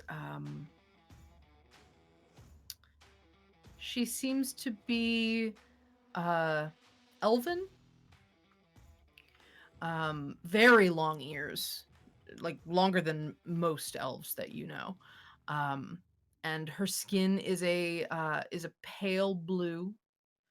Um, and she is dressed very playfully. She's in lots of different colors and patterns, and some of it's crocheted, uh, some of it's leather, some of it's all sorts of fabrics and stuff. She's very kaleidoscope looking the way that she's dressed in her little in her robe dress like thing that she's wearing. It's always been very hard to kind of pin down what she looks like because every so often it'll just shift based on her whim. Um, so she's this elven girl with light blue skin, and her hair kind of shifts depending on the angle you manage to catch a glimpse of her in. And she's just smiling at you. This is immediately after your reading, your augury reading. And you feel like as always, you feel like she's by your side. She's not the type to be over you looking from on high. She's the type to be a little more hands-on, for better or worse. She likes to put her hands in things. And you stand from your place, and she stands from her place very you kind of get the vibe she might be mocking your stature or your stance a little bit. And she reaches up with a hand to hold your hand, and you both grasp hands and walk out of this courtyard into the slightly busy street of a town that you recognize as one of many you've passed through. You and she have been everywhere, traveling all across the continent, seeking fun, seeking a good joke here and there, and trying to help other people embrace those little glimpses of light that are hard to see in a place where seasonally sometimes it's dark for an entire season. So you are walking through this street and you're holding hands with the little girl, the Bairn, as she is known, a goddess of trickery and life. And when you speak of your inner child, most people are referring archaically to the Bairn. She has a mission for you. You have been tasked with taking some pious people down a peg or two. Mm-hmm. People who take themselves far too seriously have a tendency to make very serious decisions that aren't always best for everyone. And this task is there is a fine line between cruelty and playfulness. And the biggest way to tell the difference is when you're punching up, it's a little more acceptable. And this is about as up as you can punch. And you're very good at punching, Zeradius. So time moves forward a little bit. And you are looking at the aftermath of your good works. A public trial had been put on by the uh, um, by the ruling temple of the area. And this trial had to do with a very strict law of, let's call it, it was a behavior thing. There's a code of conduct in this town. There's a morality in this town that stifles, and maybe partially stifles because of fear of the unusual, or fear of people feeling like they have the freedom to do anything. And to keep the peace, this temple has chosen to make an example of the more radical and rebellious folk in town. And you have been tasked by the Baron to set an example of those people who would set an example. The aftermath of this is the two people that were being put on trial are nowhere to be found. Because currently what you later found out to be Executioner and the temple leaders are currently busy trying to get themselves out of what can only be described as a foam party that they can't get out of. It is this viscous, bubble-looking stuff that is just the stickiest thing ever. You might even think, maybe that's an ooze. Maybe. It's hard to tell from this distance up on the roof, where you're giggling alongside the Baron, who is watching very approvingly next to you. You've managed your little bit of mischief, and in the doing so, have put a little bit of good back into the world, which is what you aim for, and what she certainly aims for through you. You're on this rooftop looking out at the chaos you have rendered, and something doesn't ring true from what you remember of this moment. The shouting and badgering of the guards that are stuck in this viscous bubble party of doom, the shouting continues, but you hear an occasional scream that doesn't feel like that didn't happen when I was here. And the foam bubble party was this very reflective white, kind of bubble bathy looking thing. This big, like voluminous shape that all these people are kind of stuck in from the knee down. It starts shifting into a tar-like substance and starts rising like a bread dough of doom. And it's this black tar-like material rises and just envelops all of the people that you had very relatively harmlessly played your prank on. And this viscous shape coalesces into a blob, and it has like crevices start sinking into it, and it almost looks like an angry face.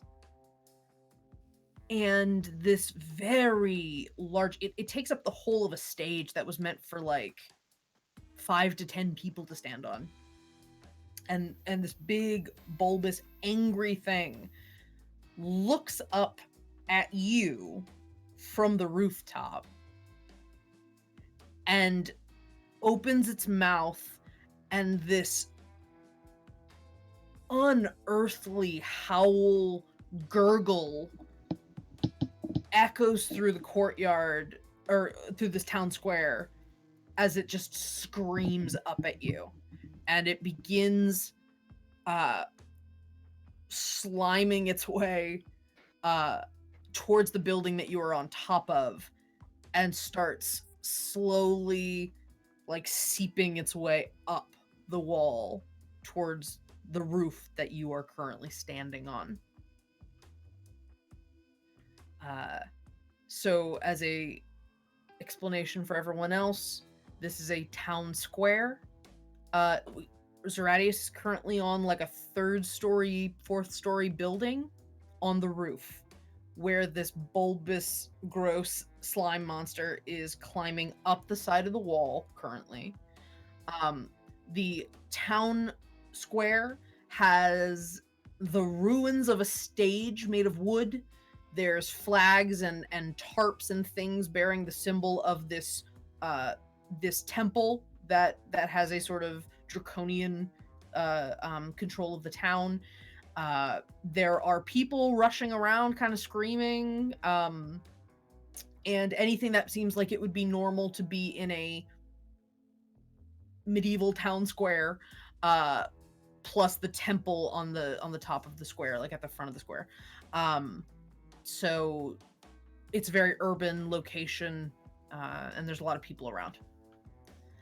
So Zeratius, this thing is climbing up the wall at you, and you just hear it constantly groaning and howling. You think maybe you can hear the muffled screams of the jerks that are inside it right now. Is there anything you would like to do to try to dissuade it from climbing, or to try to escape it? Anything like that? Well,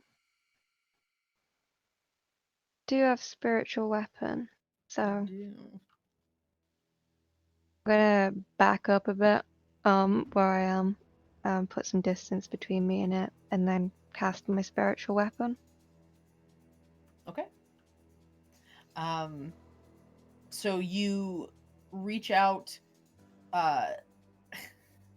you have a thought, and you back up from the rooftop, or from the edge of the roof, and you reach out to conjure your spiritual weapon. And on the side of the roof, there's this ball of light that begins to form as the spectral form of your weapon forms. And it turns into a blacksmith's anvil, which, once it is fully formed, it proceeds to plummet off the side of the roof and towards the large slime. You hear a whoosh of air, and then what does that sound like? Sounds like you dropped a hammer on a vat of silly putty. Yeah, that's it.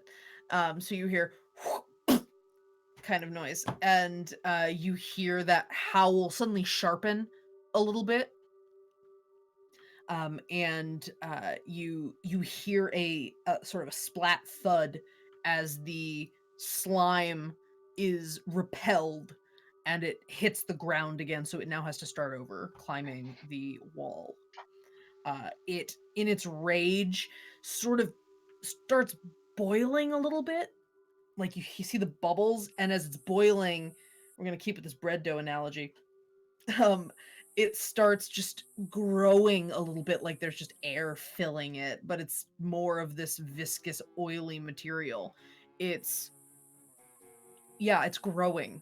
And as it grows, like a sort of pseudopod arm with like 3 fingers reaches out from the slime and grasps onto one side of the building, and then another one comes out of the other side, kind of seeps through the slime and grabs the other side of the building, and it starts trying to climb with a bit more purchase instead of just sliding up.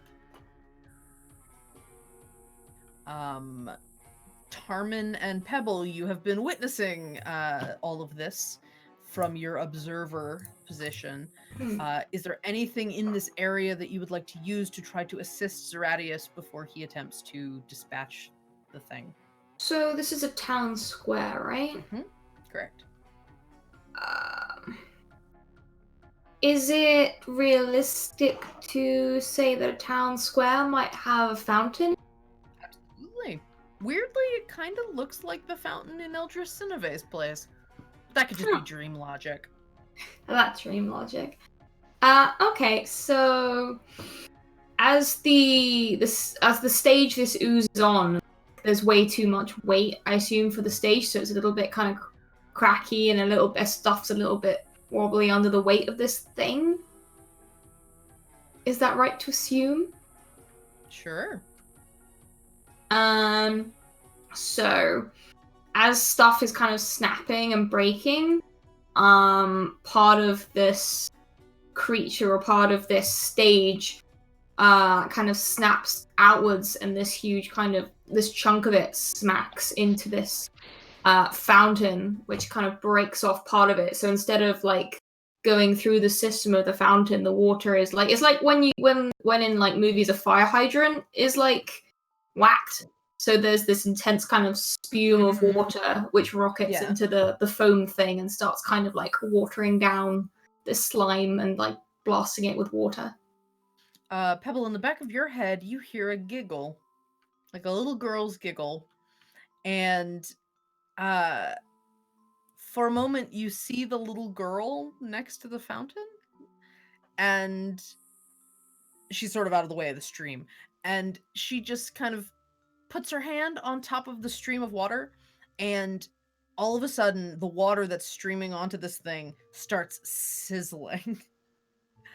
The Baron has blessed the fountain.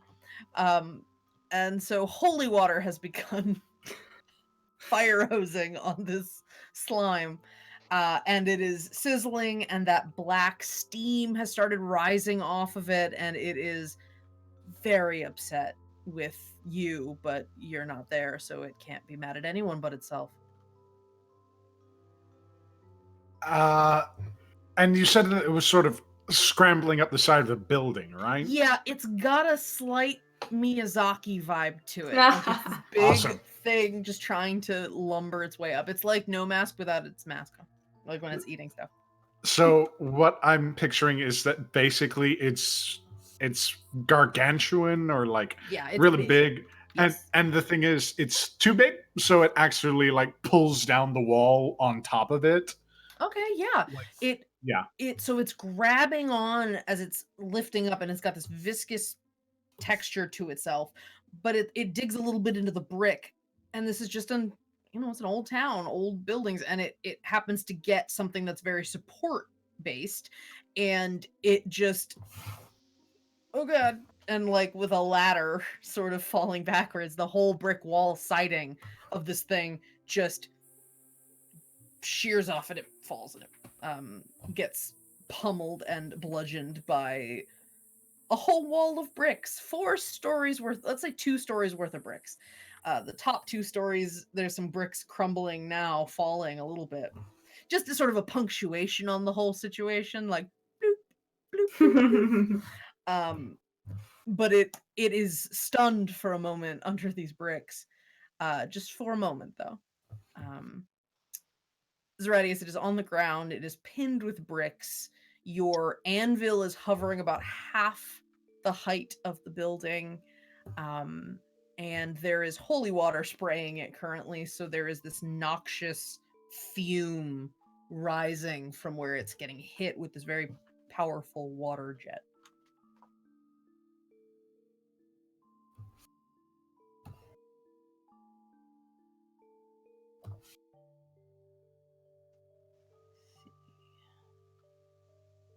Is there any intention you would like to put forth? Any basic thing that you want to still explore about what you're capable of doing? You could you feel the bairn, the little girl beside you. She puts a hand on your side in a very reassuring way, trusting whatever your choice is. Well, I don't know. She is tugging your robe a little bit. She has a suggestion. She's like, Sure, I'll take the suggestion. My brain's completely gone. I'm sorry. so she tugs the side of your robe, and you bend down very low to listen to what the little girl whispers at you.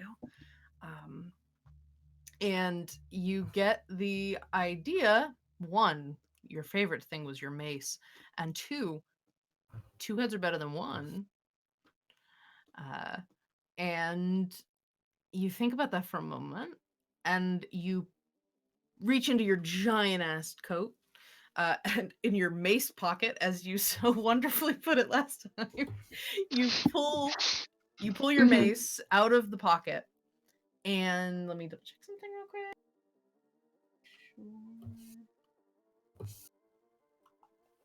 You use the mace to, and you feel the reliquary on your around your neck, that index finger bone.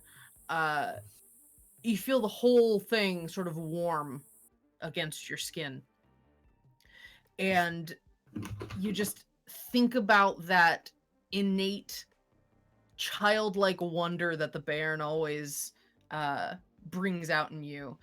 And the best thing about being young was having an imaginary friend. And so you're channeling that feeling of divine blessing from your goddess, and a light flashes before your eyes, and when the light goes away, there's another you standing next to you.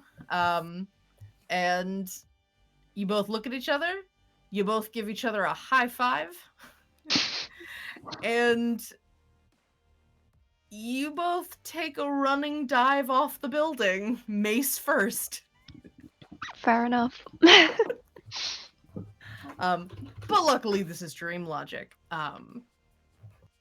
So the two of you with glowing holy maces that have been blessed by the Baron, and your giant, you both jump off, and you see the you see the anvil. Like, you're slowly going towards the anvil that's floating in the air right now. But when you think you're gonna hit it, like just smack into it, instead you sort of pass through it a little bit, and the three of you, your double, and the mace, and the anvil, plummet into the ground with that momentum, and just pound a hole down the middle of the brick wall that had fallen. And we're, based on the squishiness that you hear, probably blasted a hole down the middle of the slime. There's not much of a sound. There's not much of a vocalization. How about that? There's plenty of sound. Plenty of texture as well. It's a little squishy. It's an auditory nightmare, but... Yes, it is. But there's not much speaking from the thing. And as you strike down, there's just this whining sigh that comes out. And as if it was exhaling, you feel the brick wall just sinking as the slime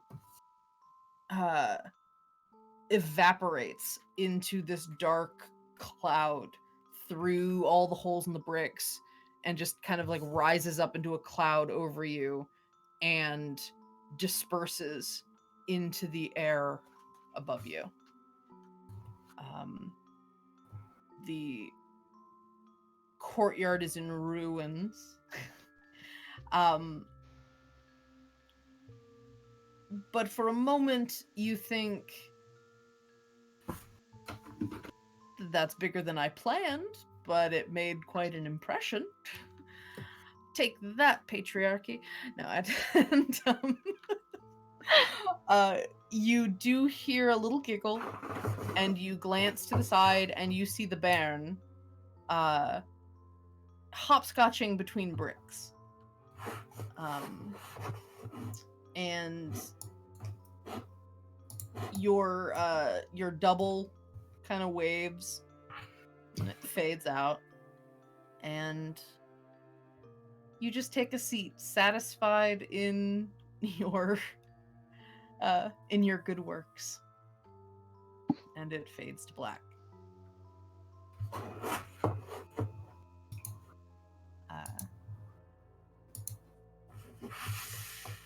You all wake up in the middle of an activity. Ahead of you is an altar.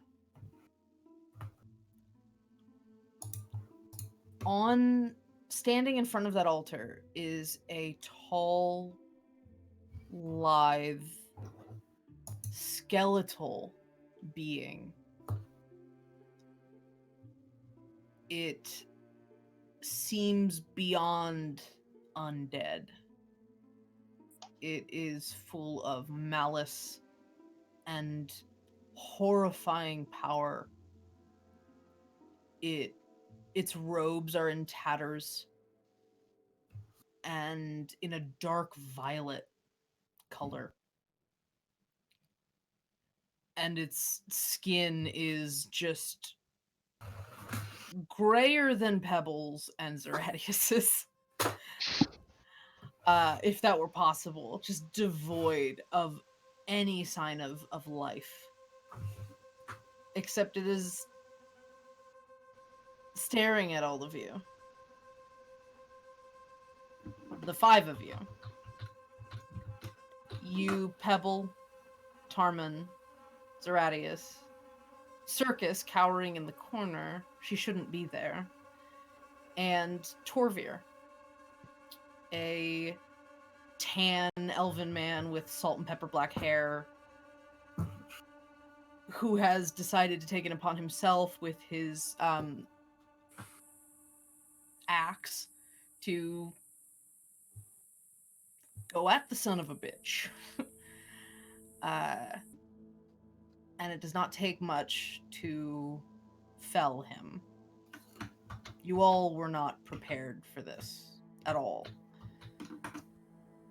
The lich with a gnarled finger, you can see through it. There's like no skin, they're pretty much just bone.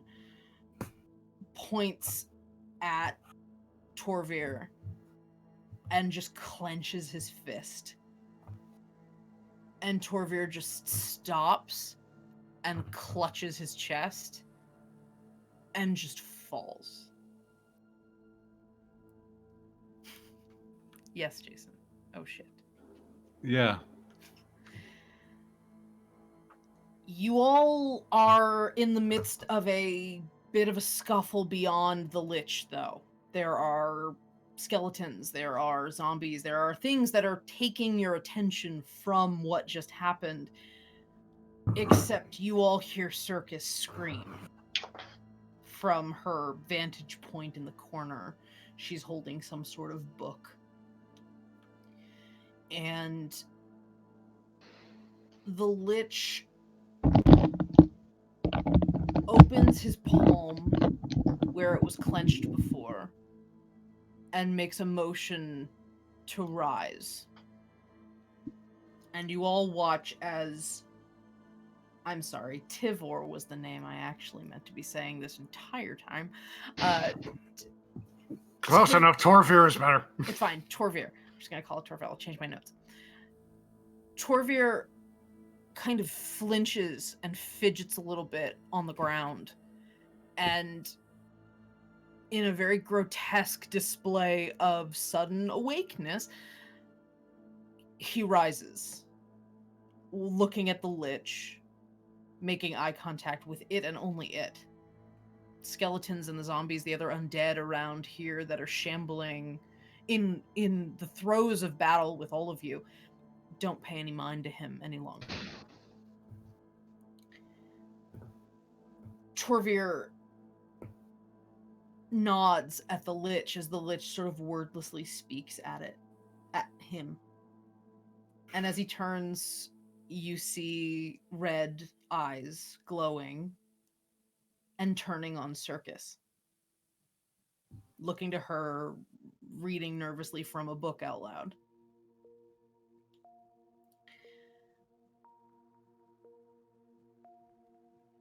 You managed to escape, who knows how. Running very fast was a big part of it.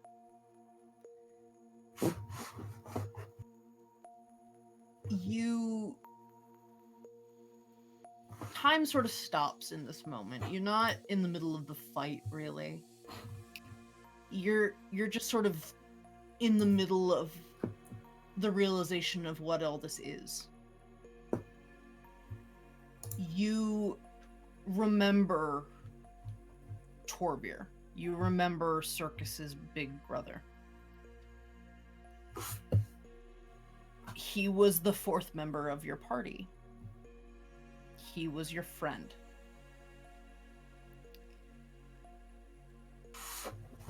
Pebble, like you, Torbjörn respected a hard day's work to get what you want and what needed to be done. Trying to do the right thing. You were fishing buddies.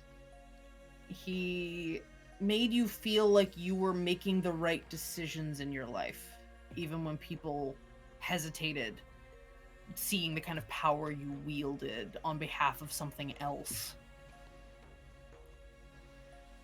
Tarman, whenever you went on one of your esoteric tangents about life cycles and seasonal shifts and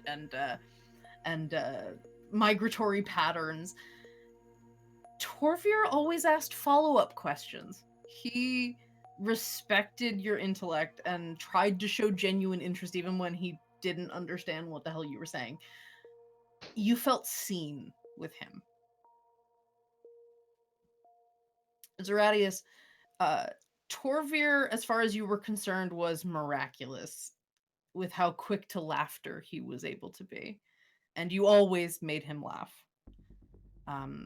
Shortly before the end, you started getting vibes from him.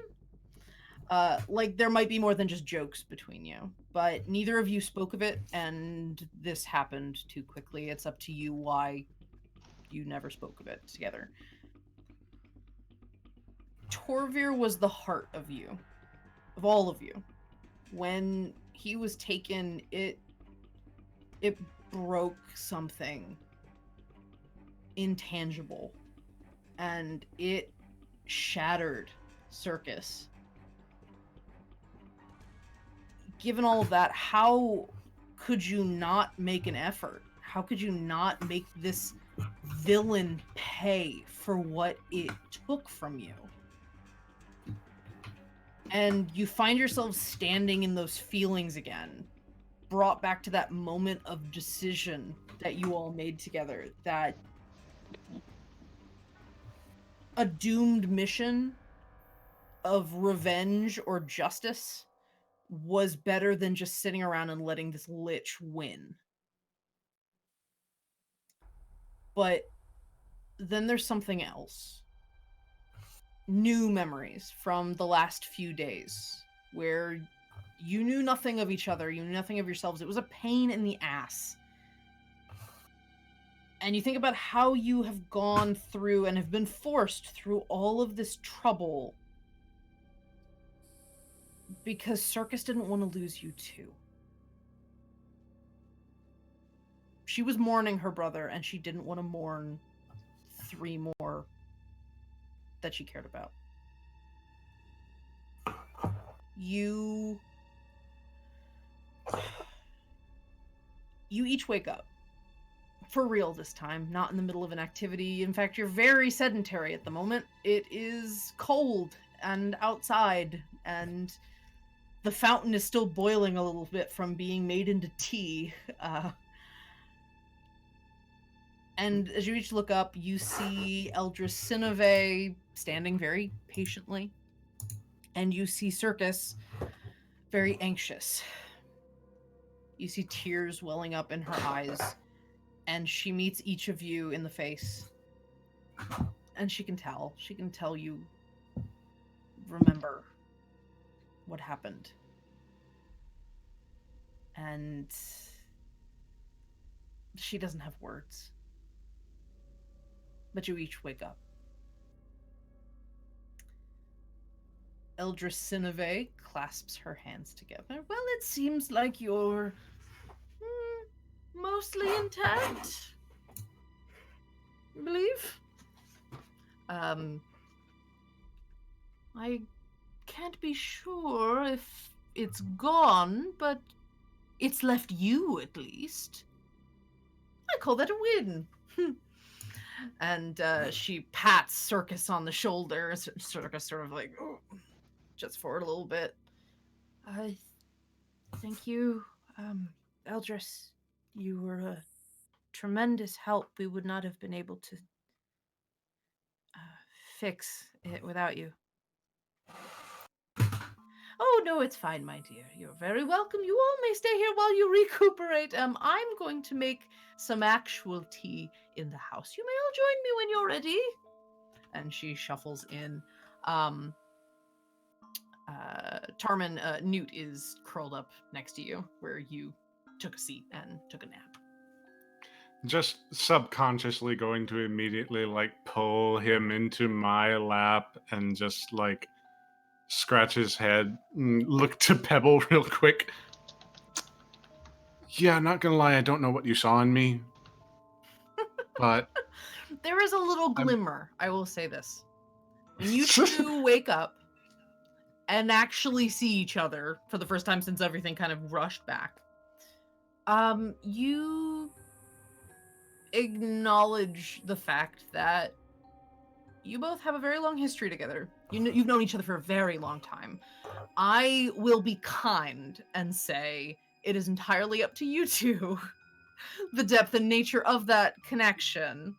Whether you guys have just started dating, whether there's a more long relationship, whether it's arranged and it's just a convenience thing, it is entirely up to you.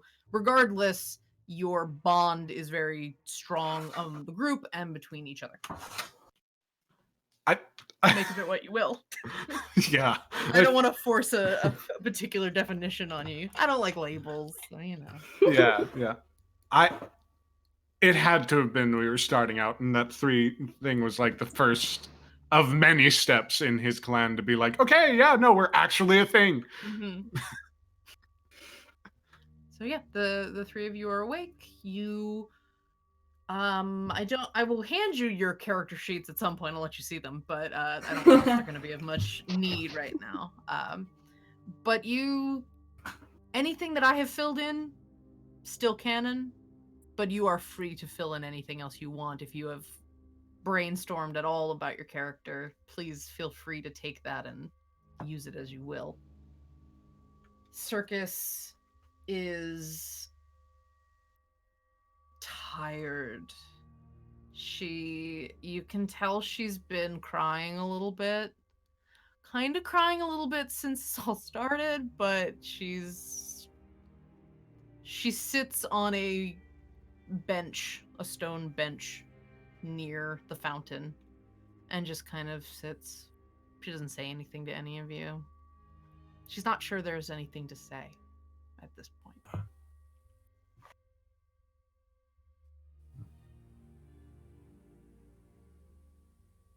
I think Pebble just gets up and goes and sits with her.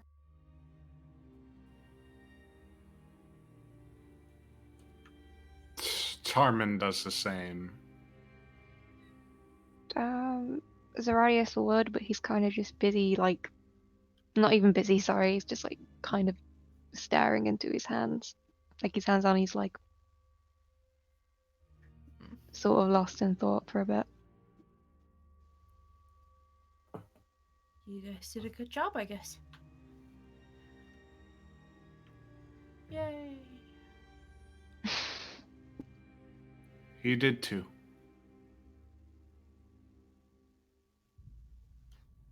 I mean, it's nice to know you as more than just a shop. Yeah, he was a lot more than that. So are you. I'm gonna send Newt over to Zeradius. So a snow leopard plots over to you, Zeradius, and very soft. Oh my gosh, very soft. Mhm. Kind of crawls onto your lap. Zeradius just pets Snoot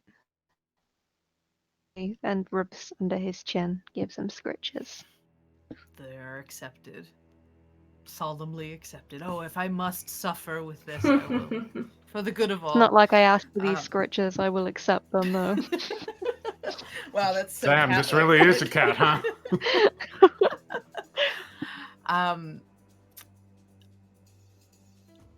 You all also, if you haven't caught on yet, recall the revenant in the woods. Yeah, no. Oh no. The one that I tried to drag to hell and like, yeah. Hey, you know. Here and now. Circus. Yeah. But he's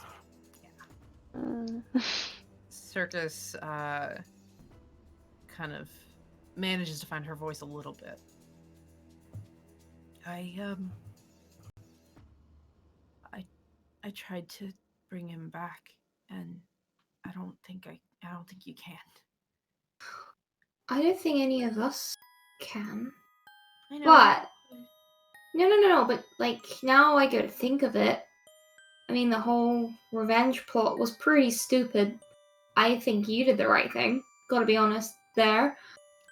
Don't know quite what I was thinking. I need to no. That what I did wasn't okay. I should have found something else to do. This whole thing seems I don't know what it could have done to you guys. It could have done worse than just, I mean, I only speak for myself, but I feel like I've been reminded of a lot of things. Just kind of revisiting my roots. Yeah. And Continue. I just think maybe we were relying on ourselves too much, and that it's okay to ask for help. You say you've tried and that there's nothing you. Well, I know a super powerful godlike being, like on speed dial.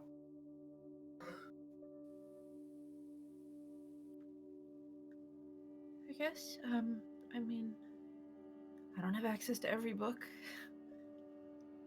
Hey, there are a lot of books out there. And some things don't get written down.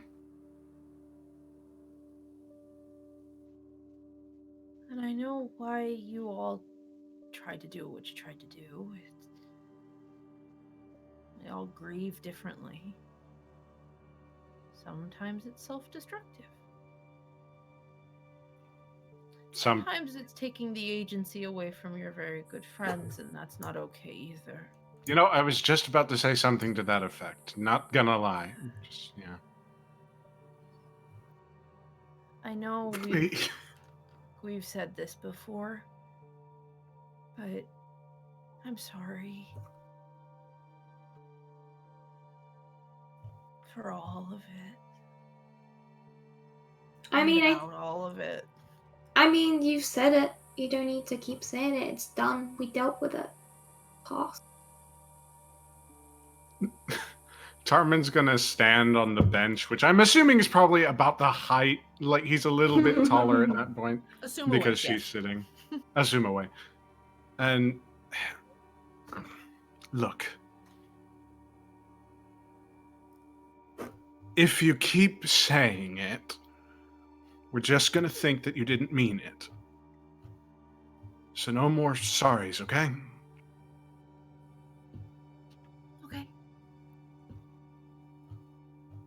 And he's just gonna bring her into a hug and whisper, "Do I know Elvish?" Or Do you know Elvish? Let me see. I don't remember. You know Elvish! in Elvish, which is apparently a language I understand. Yes. I'm going to whisper, "We will find a way to bring him back. He won't be like that forever." And just hold her. She'll grasp onto your arm and lean into that hug. It has been many, many days since she felt like she was in the presence of a good friend, and now that you're all back, it's something that she can hold on to, but it's also something that makes it hard to kind of keep herself together. So you kind of hear a sob. You feel a sob a little bit. And hey, if you don't want to give up yet, well, I don't want to give up yet. We don't have to stop. We'll just find a way that we can all agree on that isn't, mindless and destructive, and come up with something that'll work. We can actually start doing something together. Okay.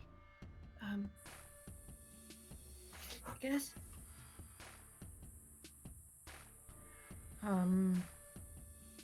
And she pats Tarman on the shoulder as a kind of like, I'm okay. And gets off the bench and walks over to Zeratius. Her standing, I feel like, is almost at eye contact with Zeratius sitting. But she doesn't really say much. She just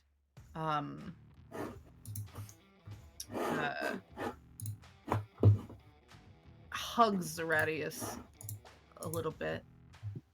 There's a very quiet, silent acknowledgement there that she's just like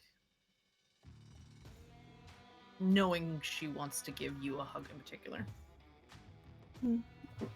Yeah, he's still got one hand like petting Newt. He'll put the other arm around her.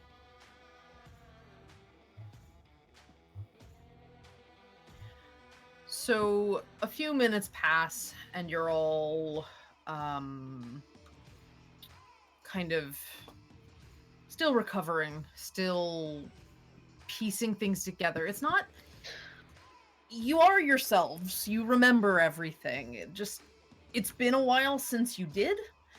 So it takes a little bit of effort to reorient yourself. It's like you've been spinning around and you're just stopped. So things are still catching up a little bit. And Eldra Sinove comes out with not fountain-based tea and offers that I made hand sandwiches if you would like some. They're inside. Wait, did you say ham sandwiches or hand sandwiches? Right, hand sandwiches. You hold them with your hand. Okay, thank you for clarifying on that good. front. Yeah. We've had a day. If you can't tell. Oh, I've had lifetimes. Don't be such a baby. And our friend does wear fingers around his neck, so Yeah, that is a thing. Just if you the wear them, one you might as though. well eat them. And so she invites you all back into the house. You spend a little time there. You don't feel like she says you guys can take your time. The fog is still surrounding the area, and with the dangers fraught in the forest, she does insist that you have an escort on your way back to your campsite, in the form of the owlbear and his brother. So there are two. And you stay through the night because walking around at night doesn't feel like a great idea. And when you wake up the next morning, there is, instead of a pervasive fog, there is a light mist on the ground, as if just both physically and emotionally it feels like things have gotten cleared up a little. And you take your escort and your escort owlbears, take you back to your campsite. It takes you a while to clean up and pick up your stuff and such. it's a tentative, relaxing feeling knowing who you are. You all kind of chat a little, get back into weird habits of, kind of, as I said before, you're a little of two minds right now. Just a little. That'll fade. But there's that not understanding who you were and what you were meant for. And there's that history between all of you, between you all and Circus and Torvir, that right now, in this moment, feels a little like another lifetime. It will take maybe a few days, maybe a few weeks for that feeling to subside. But Pebble put it quite lovely that this was potentially an opportunity for a little bit of self-reflection. D&D doesn't have a lot of therapists, so, getting your mind wiped is as good as any to reassess your values and your your behaviors.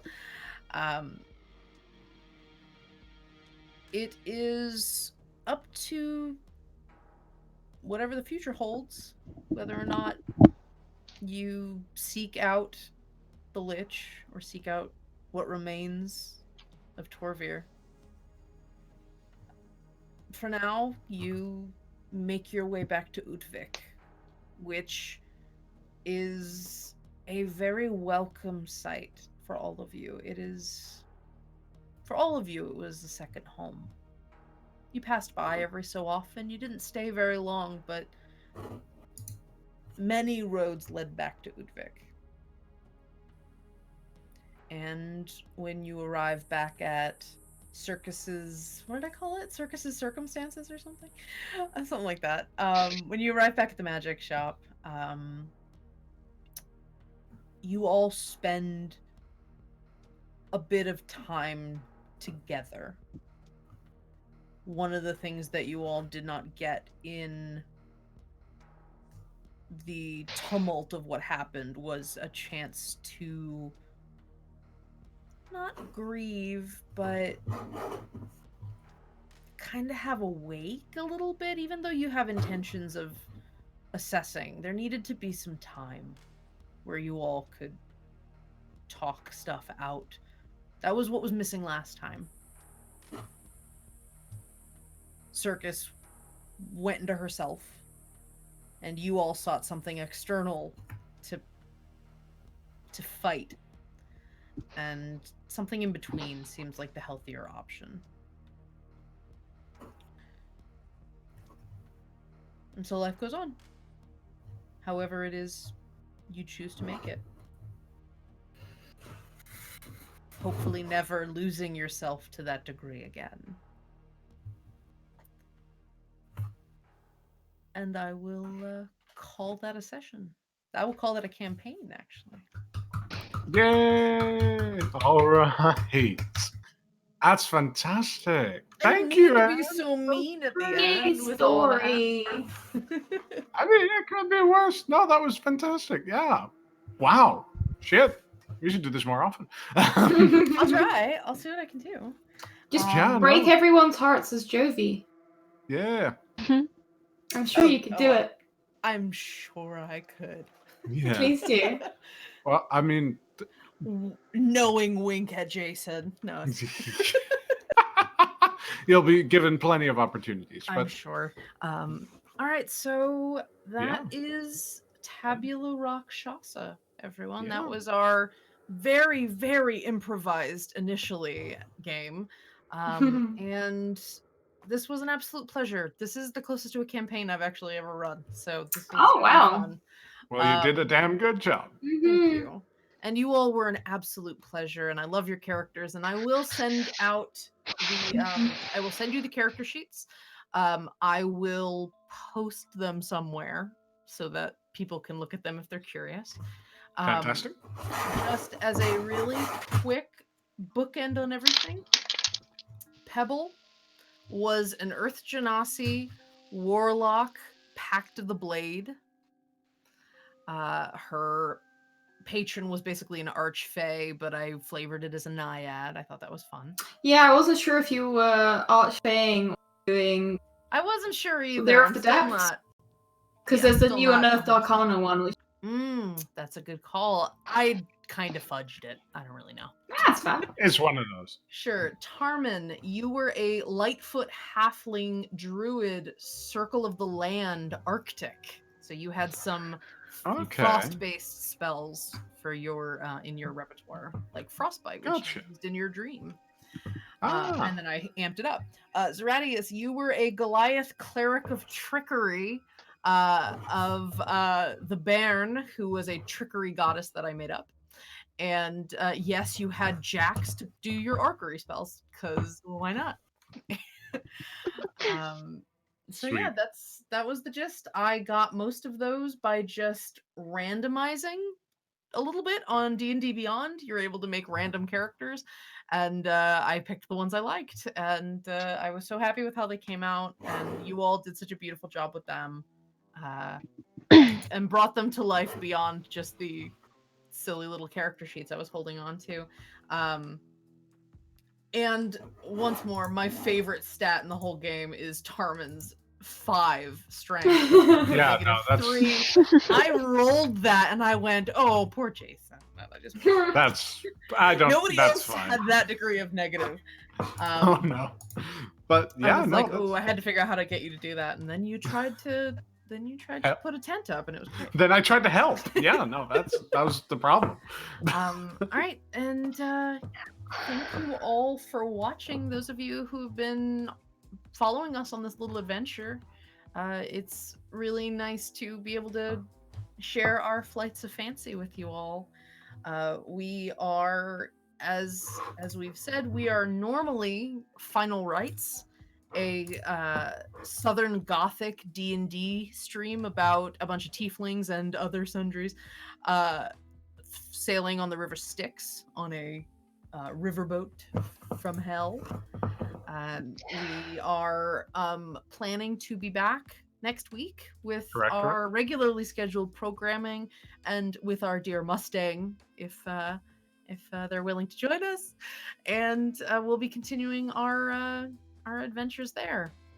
This was a one-off, 3-off story, and we are I'm gonna miss it. You guys did such a good job. This was so fun. Yeah, it was. Well, but anyway, yeah, all good things must end, you know. So anyway, we are members of the Nerdsmith Network. You can check all the info in chat. We just put our ending chat stream that has like everything you need to know. Good job, Logan. Yes, you nailed it. And we'll be back next week, same time, 11 a.m. Pacific, 2 p.m. Eastern, and whatever else you can extrapolate from that. And we will once more tell you who we are real quick. I'm Angela. You can find me at darling_gypsum. I'm currently a producer on Packless Patrons, which is an animatic series coming out about warlocks without patrons that are in a support group together to try to work out their problems. And I do all sorts of stuff all over Nerdsmith. And today on Drive Through Fiction, you can pick up Ashley Warren's short story, A Tea House in Sobriquet, which I produced the audiobook for and narrated it. So you can go check that out on Drive Through Fiction. Please support Ashley. She's an amazing member of the D&D community, and she's a really great writer. And I was so happy to be able to narrate her book for her. And that's me. So Rachel, real quick, who you are and what you doing? Yeah. So as you know, Rachel, One more time, Rachel. You went dark. Oh, I'm still here? Yep, you're here. Oh, cool. So yeah, you can find me at here on Twitter, Instagram, and also good old Twitch. I do a lot of tabletop gaming, artwork, and illustration. That's like my main gig, which I also stream on my Twitch channel. And then I'm also here for Final Rites every Tuesday, and every Wednesday I'm on Scratica's Academy channel evenings running a Redwall RPG. And that's pretty much it. Huzzah! Mustang, would you like to please introduce yourself and just let people know what you're doing? Yeah, Mustang, you can find me on Twitter at MustangsArt. I have on my banner on Twitter everything that I'm doing at the moment. So you can just check that out there. Normally I'd go into like more depth, but my brain is really foggy and I'm in a lot of pain. And I can't think of everything, so I don't want to Of miss course. anything out. We'll So share things on Twitter on your behalf. We'll make sure people know where to find you. thank you very Yeah, of much. course. Jason, speedrun. Who are you? What are you doing? Speedrun, Jason, DM of a lot of things and player in a lot more things. At just Jason, please on Twitter. I've got a pinned tweet that tells you everything you need to know about anything that you're curious about. I am a wealth of knowledge. That's a lie. It's just my schedule. So go check it out. Have fun. Take care of yourself. And yeah, this was awesome. Thank you so much, Ange. I was very happy to sub in. We took a break partly for our fellow player Heavenly's behalf, and Heavenly will be back next week playing the insane tiefling Nowhere. Not insane, she's just quirky. Particular. And yes, so we will see you all next week, 11 a.m. Pacific, for Final Rites. Thank you all for joining us. We will be heading off now. Please have a wonderful rest of your week, and if you would not mind, please do me a favor and be good to each other. Thank you all. Bye.